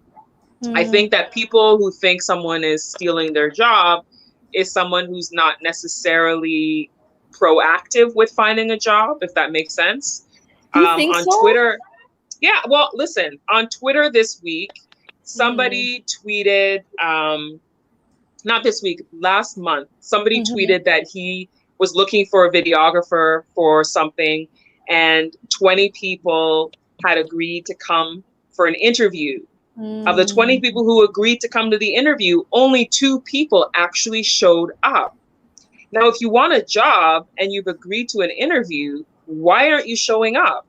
I mean, what could have possibly happened that 18 people didn't come? So it began this whole conversation on Twitter. And I had said, so someone had said, I had said, people say they want jobs, but they're not putting in the effort to get the jobs. And then someone said, well, should we suffer? Because if we even went, would we get the job? And I'm like, is a job interview suffering if you want a job? So I mean, anywhere in the world, if you want the job, you've got to go for the interview. Yeah. So I think that. Go ahead, I Anna. have a different mindset on that, right? See, I have a lot of friends who are expats and diplomats, and the way they are living is a whole different lifestyle. I am very, very sure that people who are experts don't have expertise experience. They just have maybe a little bit more knowledge or know to, in a sense that they have practical experience, because in Ghana getting practical experience is very difficult. And I also feel like white, how do you say that? White savior is very much there. Like even when Kevin was looking for a job, the headhunter told him to change his name Achampong in his mom's Dutch name in order for him to get a job quicker. So there's a lot of companies who just like to hire white people because and that is also a fact that some Ghanaians maybe do, because so it's like a circle, right? There's lots of Ghanaians who are like what Ivy said, not serious when a job shows up, which makes it that foreign companies don't want to deal with all that hassle and just go straight to white people because they feel they're more reliable. And that makes it that Ghanaians think that, oh, white people are coming to steal our jobs. Why should we even go to the interview? And more white people come because Black people don't go for the interview. So that's like, I feel, was the problem. But the thing is that, I was gonna say that, like, Ivy, so for example, with the videographer thing, there was a job like audition for some film something, and they had put a number there for us to call and we'll come to the audition. Tell me why when I called the production company, the person who picked up the phone, who was running the production company, didn't even know what the production thing was about. I'm asking you questions and you will not answer the questions, and you are asking me some. I mean, so I feel like if like I saw something like that, sure, I'll say, oh, you know what, I'm coming. But I won't show up for the interview because I also feel there's another part of Ghana where people are not serious and the employers themselves are not serious. They Yes. treat like Very. it's so bad. Like I feel like sometimes like employers just treat Ghanaians so bad. Not only are they paying them like low money, they like even the interview circumstances, you won't give them water, you keep them there the whole day, like some dumb situations that people find themselves in. So I don't know, it's very interesting because like what Anna said, it's such a cycle. Because the next time you now advertise a job, I'll tell you, no, on the phone, I'll tell you I'll come, you won't catch me there. You won't catch me because of the dirty attitude and the dirty way you treated me. So I don't know. You're right. You're right that people need to be more proactive. At the same time, if you're proactive, people don't respect you. So like, where do you go from there? Where do you go from there? It's a Entrepreneurship. crazy system. Yeah, entrepreneurship. I do think that if you have I don't think entrepreneurship's for everyone. Like you need a lot of dedication, motivation to keep going, to That's be a true. leader and that sort of thing. So I think if you have those skills, then it's definitely a good thing to employ people. I guess the other thing, a topic that I actually have really wanted to discuss, that now I feel like is the perfect time to discuss it, moving on from that. Because if we're talking about jobs, when people move to Ghana from other countries, or even just like Ghanaians here, a lot of people have people that work for them in a capacity of being a driver, a cleaner, a nanny, that sort of thing, like domestic workers. What are people's thoughts on that? And also that is creating jobs. So I think, in my opinion, so we have a driver who I drive myself, but it's complicated. Like basically, like we have a driver and we have a cleaner who does actually live in our house. And so that's two jobs that we've created, and I think we're paying them a fair salary, the salary that they wanted, and I think it's fair for what they're doing. I do think that some people underpay people that work for them, and I think that some people treat people that work for them not well. But I do think if you're treating the person well, you're paying them what they want, they're having days off. That's another thing that I just can't get my head around, is when somebody has somebody working for them and they're working every single day. What's everyone's thoughts on this? You see, the thing Anna. in Ghana is so beautiful that it is the land of the free. But Ghana also is very terrible because there's no structure. So it's like, what can you do? I mean, if a person like the nanny I had used to work for Lebanese, she was literally only up to change the calls from the shisha, and they would keep her up until 2 o'clock in the morning, and then the next day she had to be up by 6 to sweep the whole house. And I told her, baby girl, that's slavery. Why did you do that? Why? I mean, didn't you tell them? She said, well, if I told them, then I didn't have a job, so I didn't have nowhere to go. Like, you see, the Western world has so much system that things like this can't really happen. But then in Ghana, where would you start? Like, there's no way to start, it seems like. It just needs to come from your heart. So if you work for somebody, or if you find somebody who works for you, and that is a good combination, you need to keep that. I think The challenge. sorry, go on, Ivy. No, go ahead. I think the difficulty is when people feel like they have no other option and they don't have but they don't. It's exactly. not that That's the problem. There's sometimes no other option. They don't. So Ivy, go ahead. I was gonna say, one of the problems in Ghana, as far as the underpaying of some of these people in their positions, is that the labor laws don't help as far as what they're paid. So, for instance, in Ghana, because we have minimum wage in Canada. I know the US has a minimum wage. I'm not sure what the UK has and the Netherlands, but you know, in Canada, US, we have an hourly wage that an employer is the bare minimum of what they can pay people. And in Ghana, they also have a minimum wage of what they can. Yeah. Yes. Yeah, The labor law has a minimum wage. It's 11 cities. It's 11 cities and 12 pesos per day. Do Legally. people know that? Legally, an employer does not have to pay you more than 11 cities and 12 pesos per day. That's the last I checked a couple of months ago. So if it's changed, I'm not sure. But the last I checked a couple of months ago, that's what it was. And that's crazy. That's so like 330 cedis a month or less. Right. So if you're an employer who wants to take advantage and you're like, well, I don't have to pay them more than that, then they pay them the bare minimum. And it's not a livable wage. It really is not a livable wage to pay someone that little amount of money.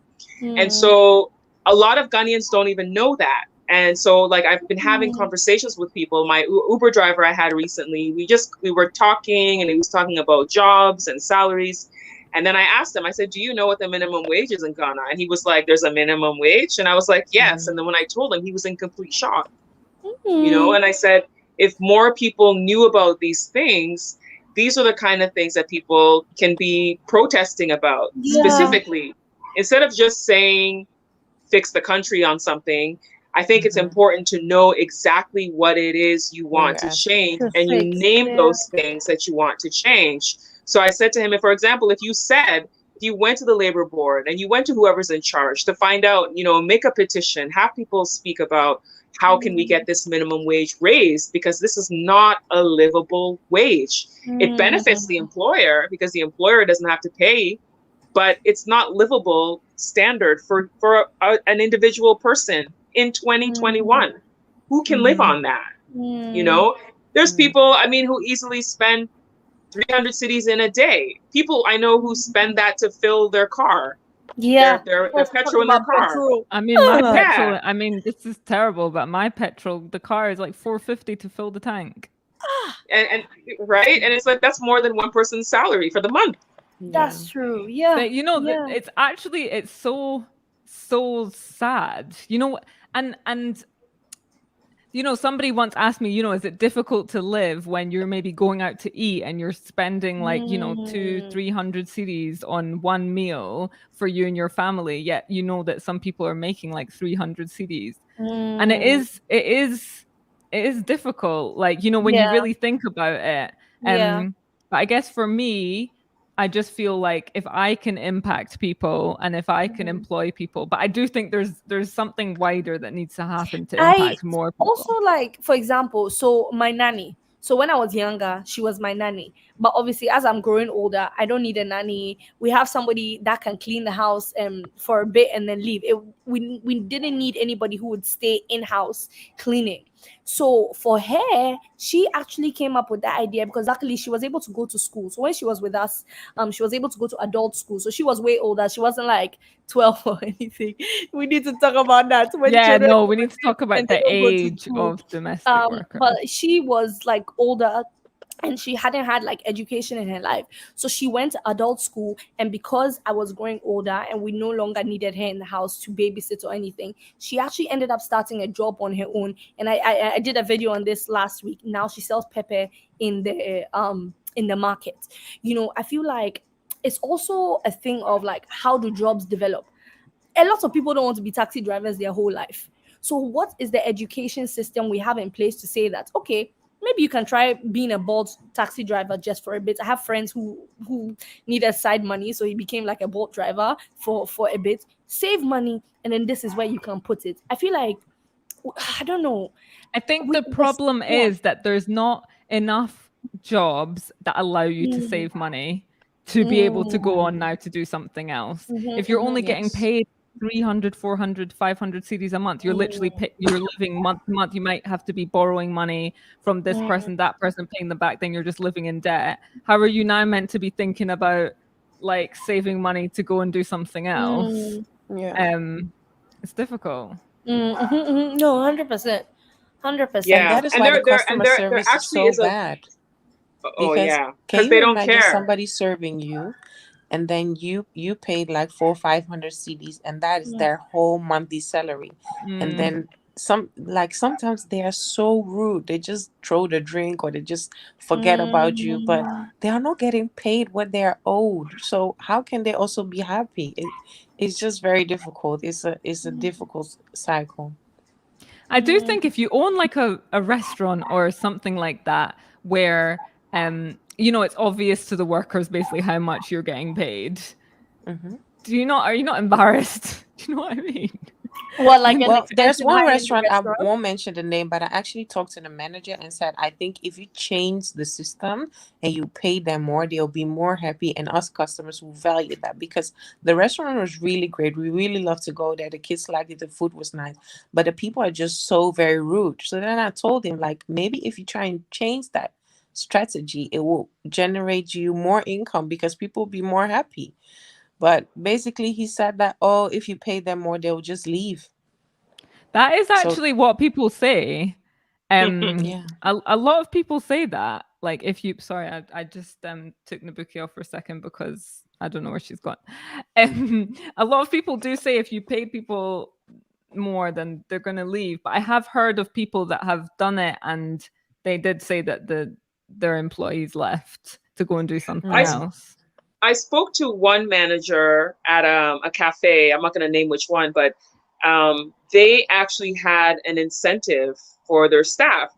So there was one guy who was working there who said that he was making the most monthly salary out of everybody because of his customer service and the way that he was at work, that the manager was actually giving them raises every few months based on how they performed. And he was saying that it made all of them work harder to become better, because they knew if they become better, then they could make more money. And he was saying he was trying to save for his school fees because he wants to go to university. And if he's making more money, it's easier for him to save. So maybe if others started to do incentive programs, that might also help support some of the staff as well, to feel like, if I do better, then I'll make more money. Yes. I also think commission-based like income also is, I guess it's incentive as well, like commission-based things.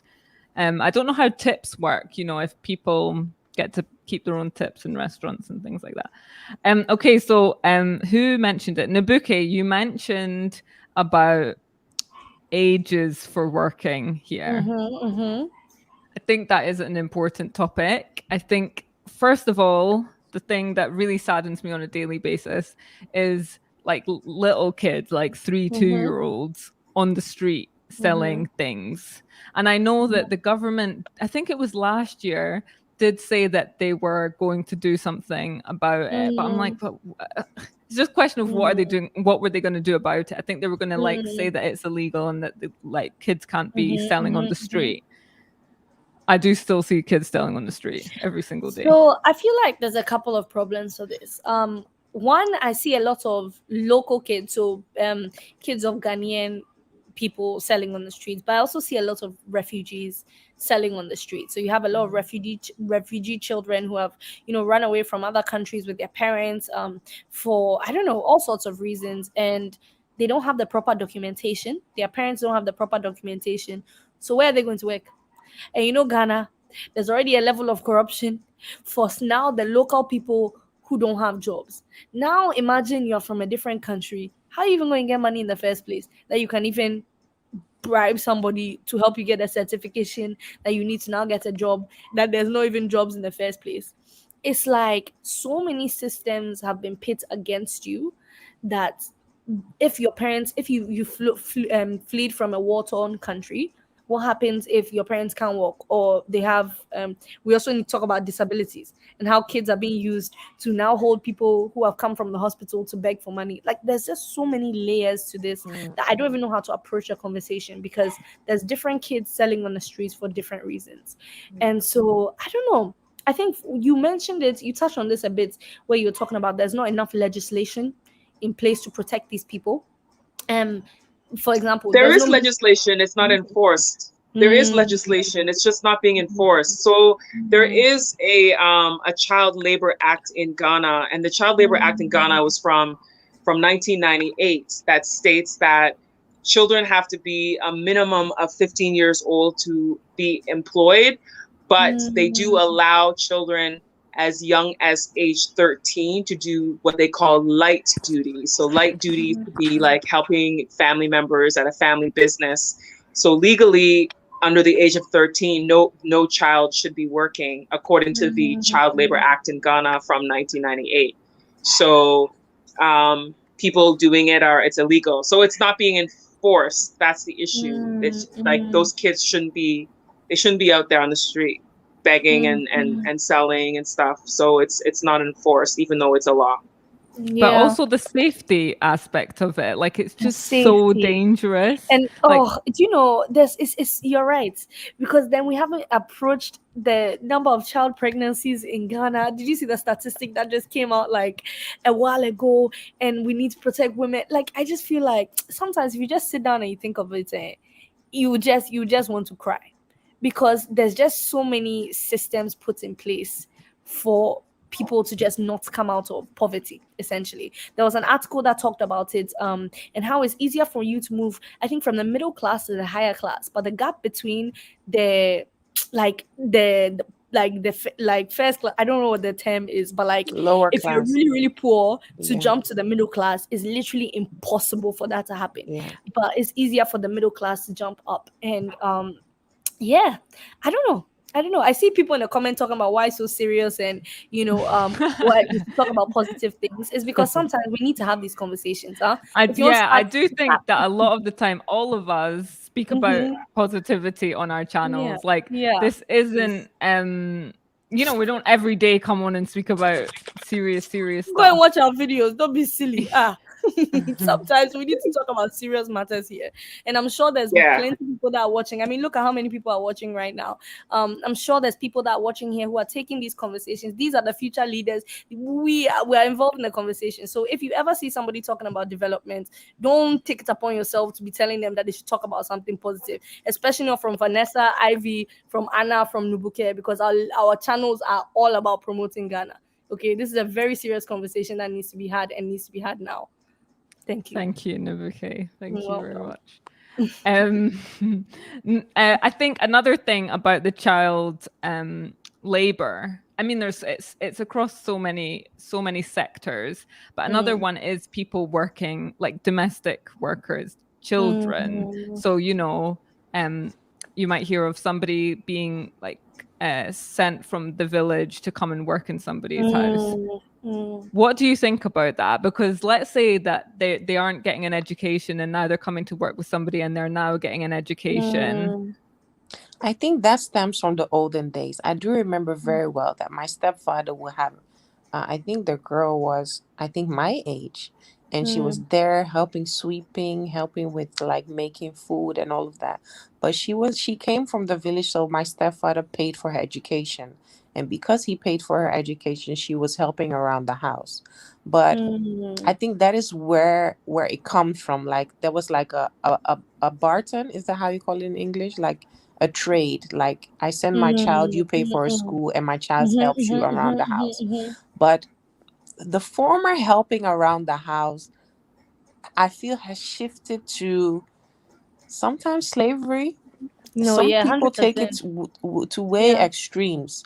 When another child comes to you from the village, or maybe it's a family member or whoever, you treat that person with dignity. But I feel like when some people, and it's not only foreigners, some Ghanaians, they are mad.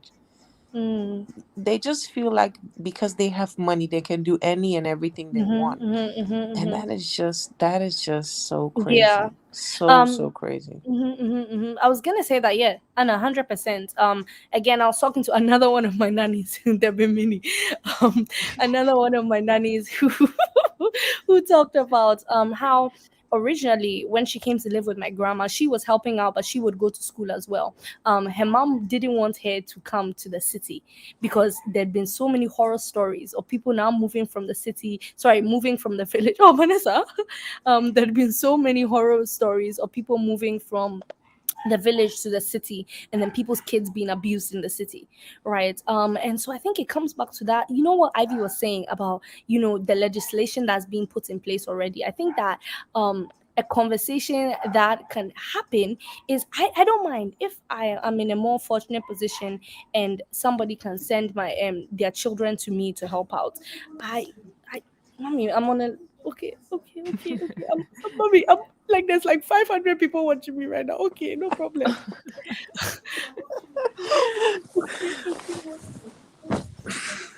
Mommy. Yes, ma'am. Yes, Somebody ma'am. asked, so let me just mute you for a second, Ibuki. Until you have the availability. So somebody said, if you pay them more and they were making less, why would they leave new career? So I do think this is so this is what I hear a lot of people saying. I don't know if other people have heard about this as well. But I think it is that, so I've heard different things. One aspect I've heard is that people are looking for a certain amount of money and then they want to do something else. So let's say you're now looking for 1,000 CDs to go and I don't know what. Once you've made that 1,000 CDs, you're leaving that job and you're going to do what it is you're wanting to do. Yeah, I knew somebody who had a young lady who was doing the cleaning in her house, and when she gave her a raise, once she got like 2 months of the money after the raise, she quit, and she said she was going back to school because now she had the money for her school fees. The thing about that is, like, you can't really be mad because, like, that's what that person wanted to do. It's a difficult one because obviously you don't want to necessarily be having to rehire people over and over again. But then at the same time, you know, if we want people to be moving into different careers, you know, it's like, it's such a difficult one. Yeah. I'm still coming there. How is malaria? Has any of you? I've never had malaria. I've never had malaria. Never. Sophie did. Yeah. When we went to Togo in the village, Sophie had malaria. But it's so very treatable. It's very easy. You won't die from it. You just get the medicine. And you have to treat it right away. Yes. Yeah, no, I mean, I've heard of people that have passed away from malaria if you do not treat it straight away. Yeah. So it's something that, like, as soon as you get a temperature or you feel like you are not feeling well, you may as well just get the malaria test because it's really quick and easy. Yeah. To get. Even the pharmacies, some of the pharmacies do the COVID. Look how COVID's on my mind. Some of the pharmacies do malaria tests when you go in. But it's more accurate to go to a clinic to get it done for the malaria test. I always had the self kits in my house. So every time the kids will get temperature, I told them, I'm going to prick your finger. It's going to hurt, but we need some. Oh, you have the self kit at home? Yeah, I always had that. Oh. And to like I had to train them, like, listen, if you have a fever, this is what we're going to do while we're in Ghana. And I'll always give them candy after, but that is what we had to do. Like, anytime they had a fever, we just did that. Yeah, I've had typhoid, but not malaria. And how was your typhoid experience? It was awful. I felt like I lost my appetite. I felt like someone was like jumping on my stomach. It was just pure pain.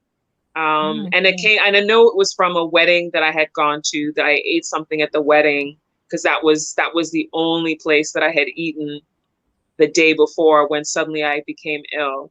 Yeah, so it was not a good typhoid feeling. Did you get it through food and water or something?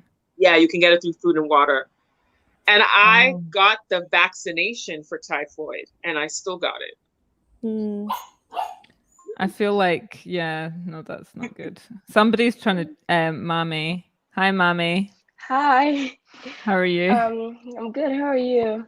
Yeah, good, thanks. So I've actually had malaria. Yeah. Like my subscriber. Hello. Yeah. All of you girls as subscribers. Oh, thank you. Thank you. Yeah. I'm actually a YouTuber as well. Pardon? Sorry, go ahead, Mommy. I'm actually from Ghana as well. I'm studying in the US right now, but I've had malaria several times in Ghana. and I just wanted to talk a little bit about that. So in Ghana, I think because a lot of people have had malaria like so many times, it's like a really common thing. Treating malaria isn't very difficult, but when it gets tricky is when you like have malaria and you keep it for a really long time. It can cause like brain damage to you, because I know one of my teachers in high school was deaf due to malaria. I've had malaria several times, but the early symptoms were like a fever, stomach ache, headache, chills. Like these were like the major 4 things, and vomiting. Yeah. So we just rushed. My mom would just rush me to the hospital.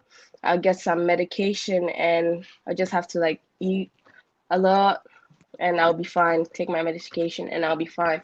But if you if you don't get treated, then it's gonna become more complicated, because there are like stages of malaria. I used to know like the stages, but I forgot.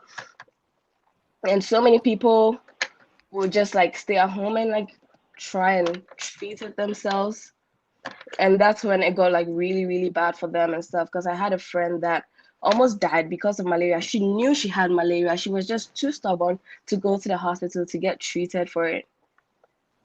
Yeah.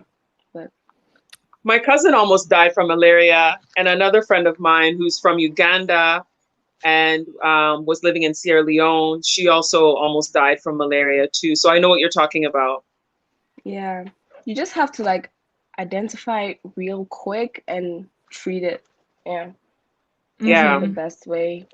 Yeah, but if you like treat it quickly, it's not very complicated. It's like the easiest sickness to treat, in my opinion, at least. I think that's the thing. Like when you're living in, like, let's say the UK, for example, malaria, like it's as if everyone that gets malaria dies. Like that is how it's kind of spoken about, I'd say. So it's kind of like a misconception on like the actual situation on the ground. But of course it can be deadly. But I mean, people get it. Like you say, you know, you've had it several times. Yeah. I think for me, I just try and stay out of mosquitoes' way. And actually, Ivy, I was listening to your live the other day, and you were saying that you think East Legon has like really serious mosquitoes. Yes, they do. They do. Because like when I was living in East Legon, I would always get crazy mosquito bites. As soon as the sun would set, I would just see mosquito bites, mosquitoes everywhere. And yeah, the last time I was there at my uncle's house on the weekend, on Friday, actually it was like, I was sitting there having a conversation with him.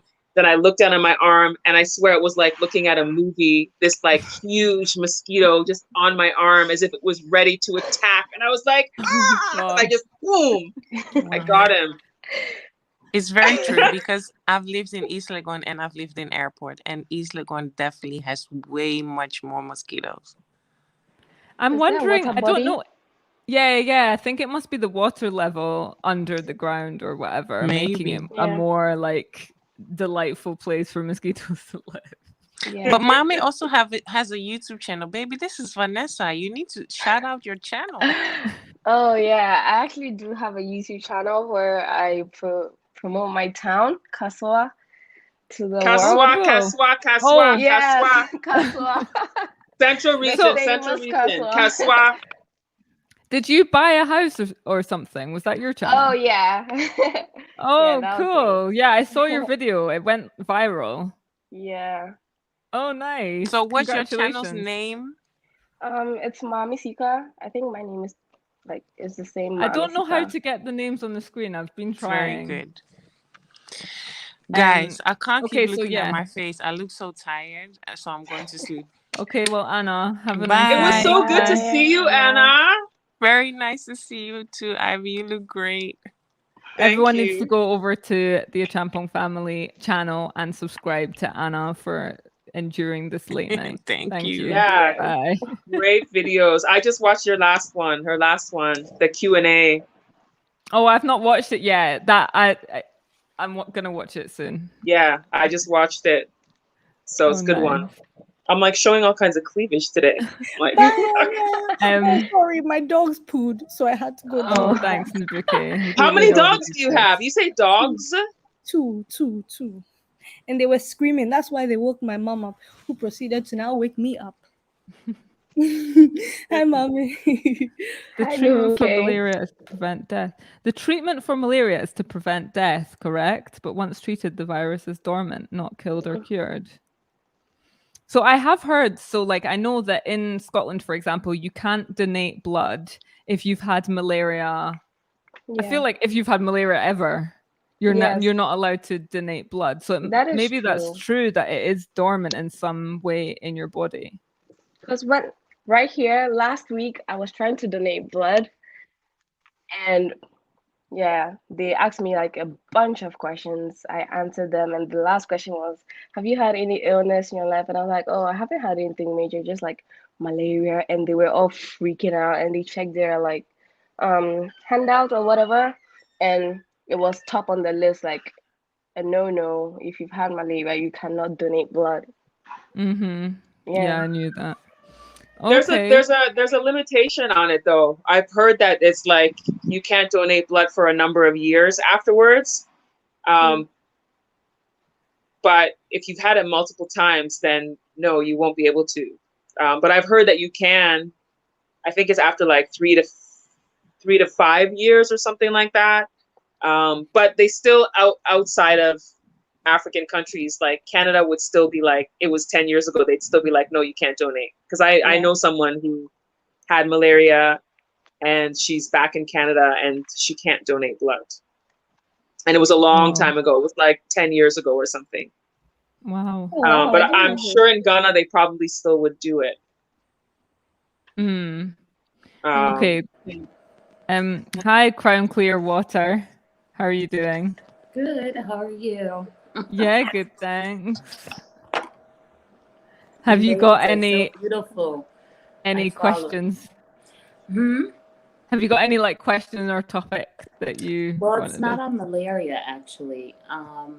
I have been really trying to do some research on freestanding midwifery clinics, like we have in the US and Europe, not in a hospital setting. And I wanted to know y'all's opinions. Do you think that's something that could thrive? I mean, the one that I'm at now, we do have pretty, they're middle class, affluent, but, like I was talking to my husband, I wish we could do sliding scale, but, it's pretty nice, pretty posh, high-end delivery services. I wanted to know what y'all's opinions were. So, from what Ivy you're probably asking, knows. So what I can say is that there are some clinics in Ghana that are like midwifery, midwife, however you want to pronounce it, specialist places. So for example, in Accra, there's one that I know of that was a nurse from the UK, a midwife from the UK who moved to Ghana, and it's called Cradle Care Maternity Hospital. And all they do is midwifery care. And I think they have the water birth there where they have like the big pool and stuff. Okay. So there's that. Yeah. So there's that one that I know in Accra that's really good. And there are some other ones around the country. And it's something that is considered to be an emerging opportunity because most of the time in Ghana, a lot of midwives are in some of the remote communities. So in Ghana, you have midwives and then you have traditional birth attendants. And so with midwifery in Ghana, you're also having to go through the barriers of tradition, particularly in the smaller communities, because the smaller communities really are into the traditional birth attendant. The traditional birth attendant differs from the midwife because the traditional birth attendant hasn't necessarily gone and gotten all of the same training in a formal facility. Right. Usually a traditional birth attendant has been trained by their mom and their grandma and so on and so on. And so midwives sometimes have this tension between them and the traditional birth attendants, because they try to introduce things into communities that the community is like, no, we have our traditional birth attendant. We don't need a midwife here. But that being said, I think that it's great. Oh, cradle care closed? So I actually read something about it, and I think like here they have so many regulations around basically giving birth, and I thought that it had. Do you know what? I'm like, I don't want to get into something that I don't know the answer to. Yeah, but I do know that my friend, for example, I interviewed her, Naomi. She had a bit of an issue trying to have a home birth. That's all I'm going to say about it. So you should check out that video and see what she says about that, because Yeah, I saw that. a lot of people weren't open to doing it with her. And I do think there's regulation around giving birth and how you give birth, but it doesn't really make sense, because I know that in the village There's give people birth giving at birth home. at home in the village. Yeah. I mean, so we like do neonatal resuscitation, all that would happen. You know, we'd be pretty close, commute to a hospital if a C-section was necessary. But I mean, you know, it's done in the States. I think it's definitely something that you should look into, because I know I know people that leave Ghana when they're going to give birth. Like even recently, I know people who've done it too. They leave Ghana to give birth because the maternal mortality rate is high. So a lot of people I know leave, just like you see with you, Vanessa. I know people who leave as well.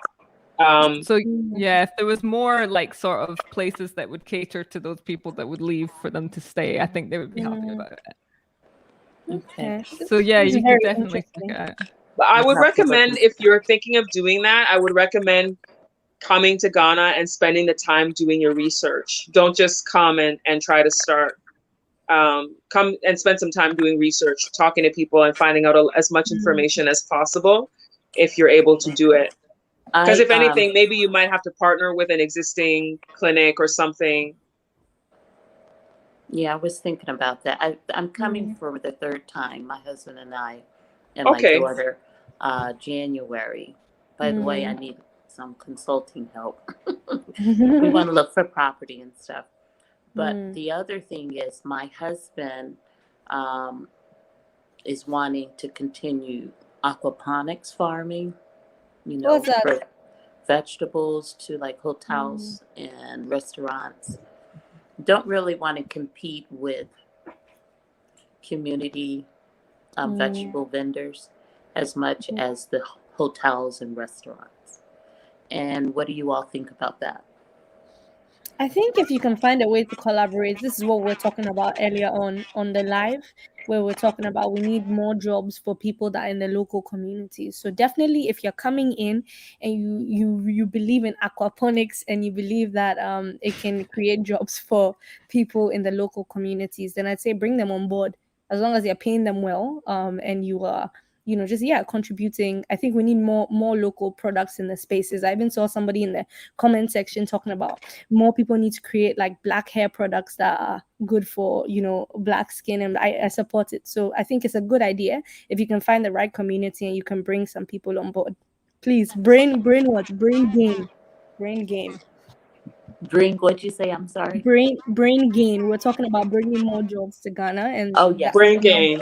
Brain gain. My daughter is, she's been teaching whatever. She has great accolades and everything in the New York City area. And she actually wants to open an international school. I was wondering if you all have children, if they're in the this is my last question, but if you all have children, and are they in international schools, and what were some of the criteria? So I think I'm the only one that has kids here, and yeah, they do go to an international school, and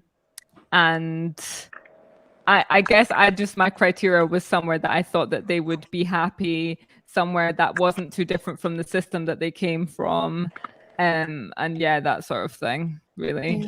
But yeah, there's so many quote unquote international schools, not all of them You know, I mean, there's no standard to what somebody can call an international school. So they're not always international. Yeah. So it's just about like doing like, you know, she can look into the ones that are here and, you know, what she could add to the space.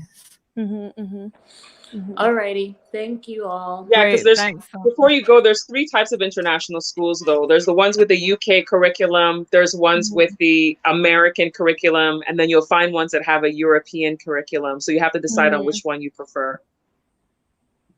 Yeah. She has. I'm not Okay. sure, but yeah. Okay, perfect. All right. Thanks so much. Thank you, ladies. Thanks. Bye. Bye. Vanessa, I just saw a comment that said the first Black millionaire was a woman and she was an innovator of beautiful Oh yeah, products. I've watched. But Sorry, on Vaughn. Netflix. Oh no, Vaughn's gone. Oh, Vaughn. Anyway, That's Madam CJ Walker. Madam CJ Walker. I've watched. There's a Netflix like drama about. It's so her, good. which I is love really it. I good. love it. Yeah. Oh, Vaughn. Okay, so I feel like I'm gonna end this live because it's very This late has been and going. I've This got is to like wake up. we've been over 2.5 hours, almost 2.5 hours.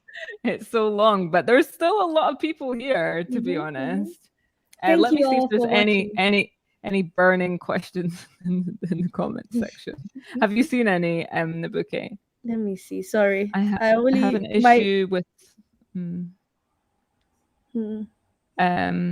Okay, yeah. So I feel like it's been great. Thank you so much, Ivy Prosper. Everyone, go and check out Ivy Prosper's channel. Nabuke, everyone, go and check out Nabuke's channel and subscribe to them both.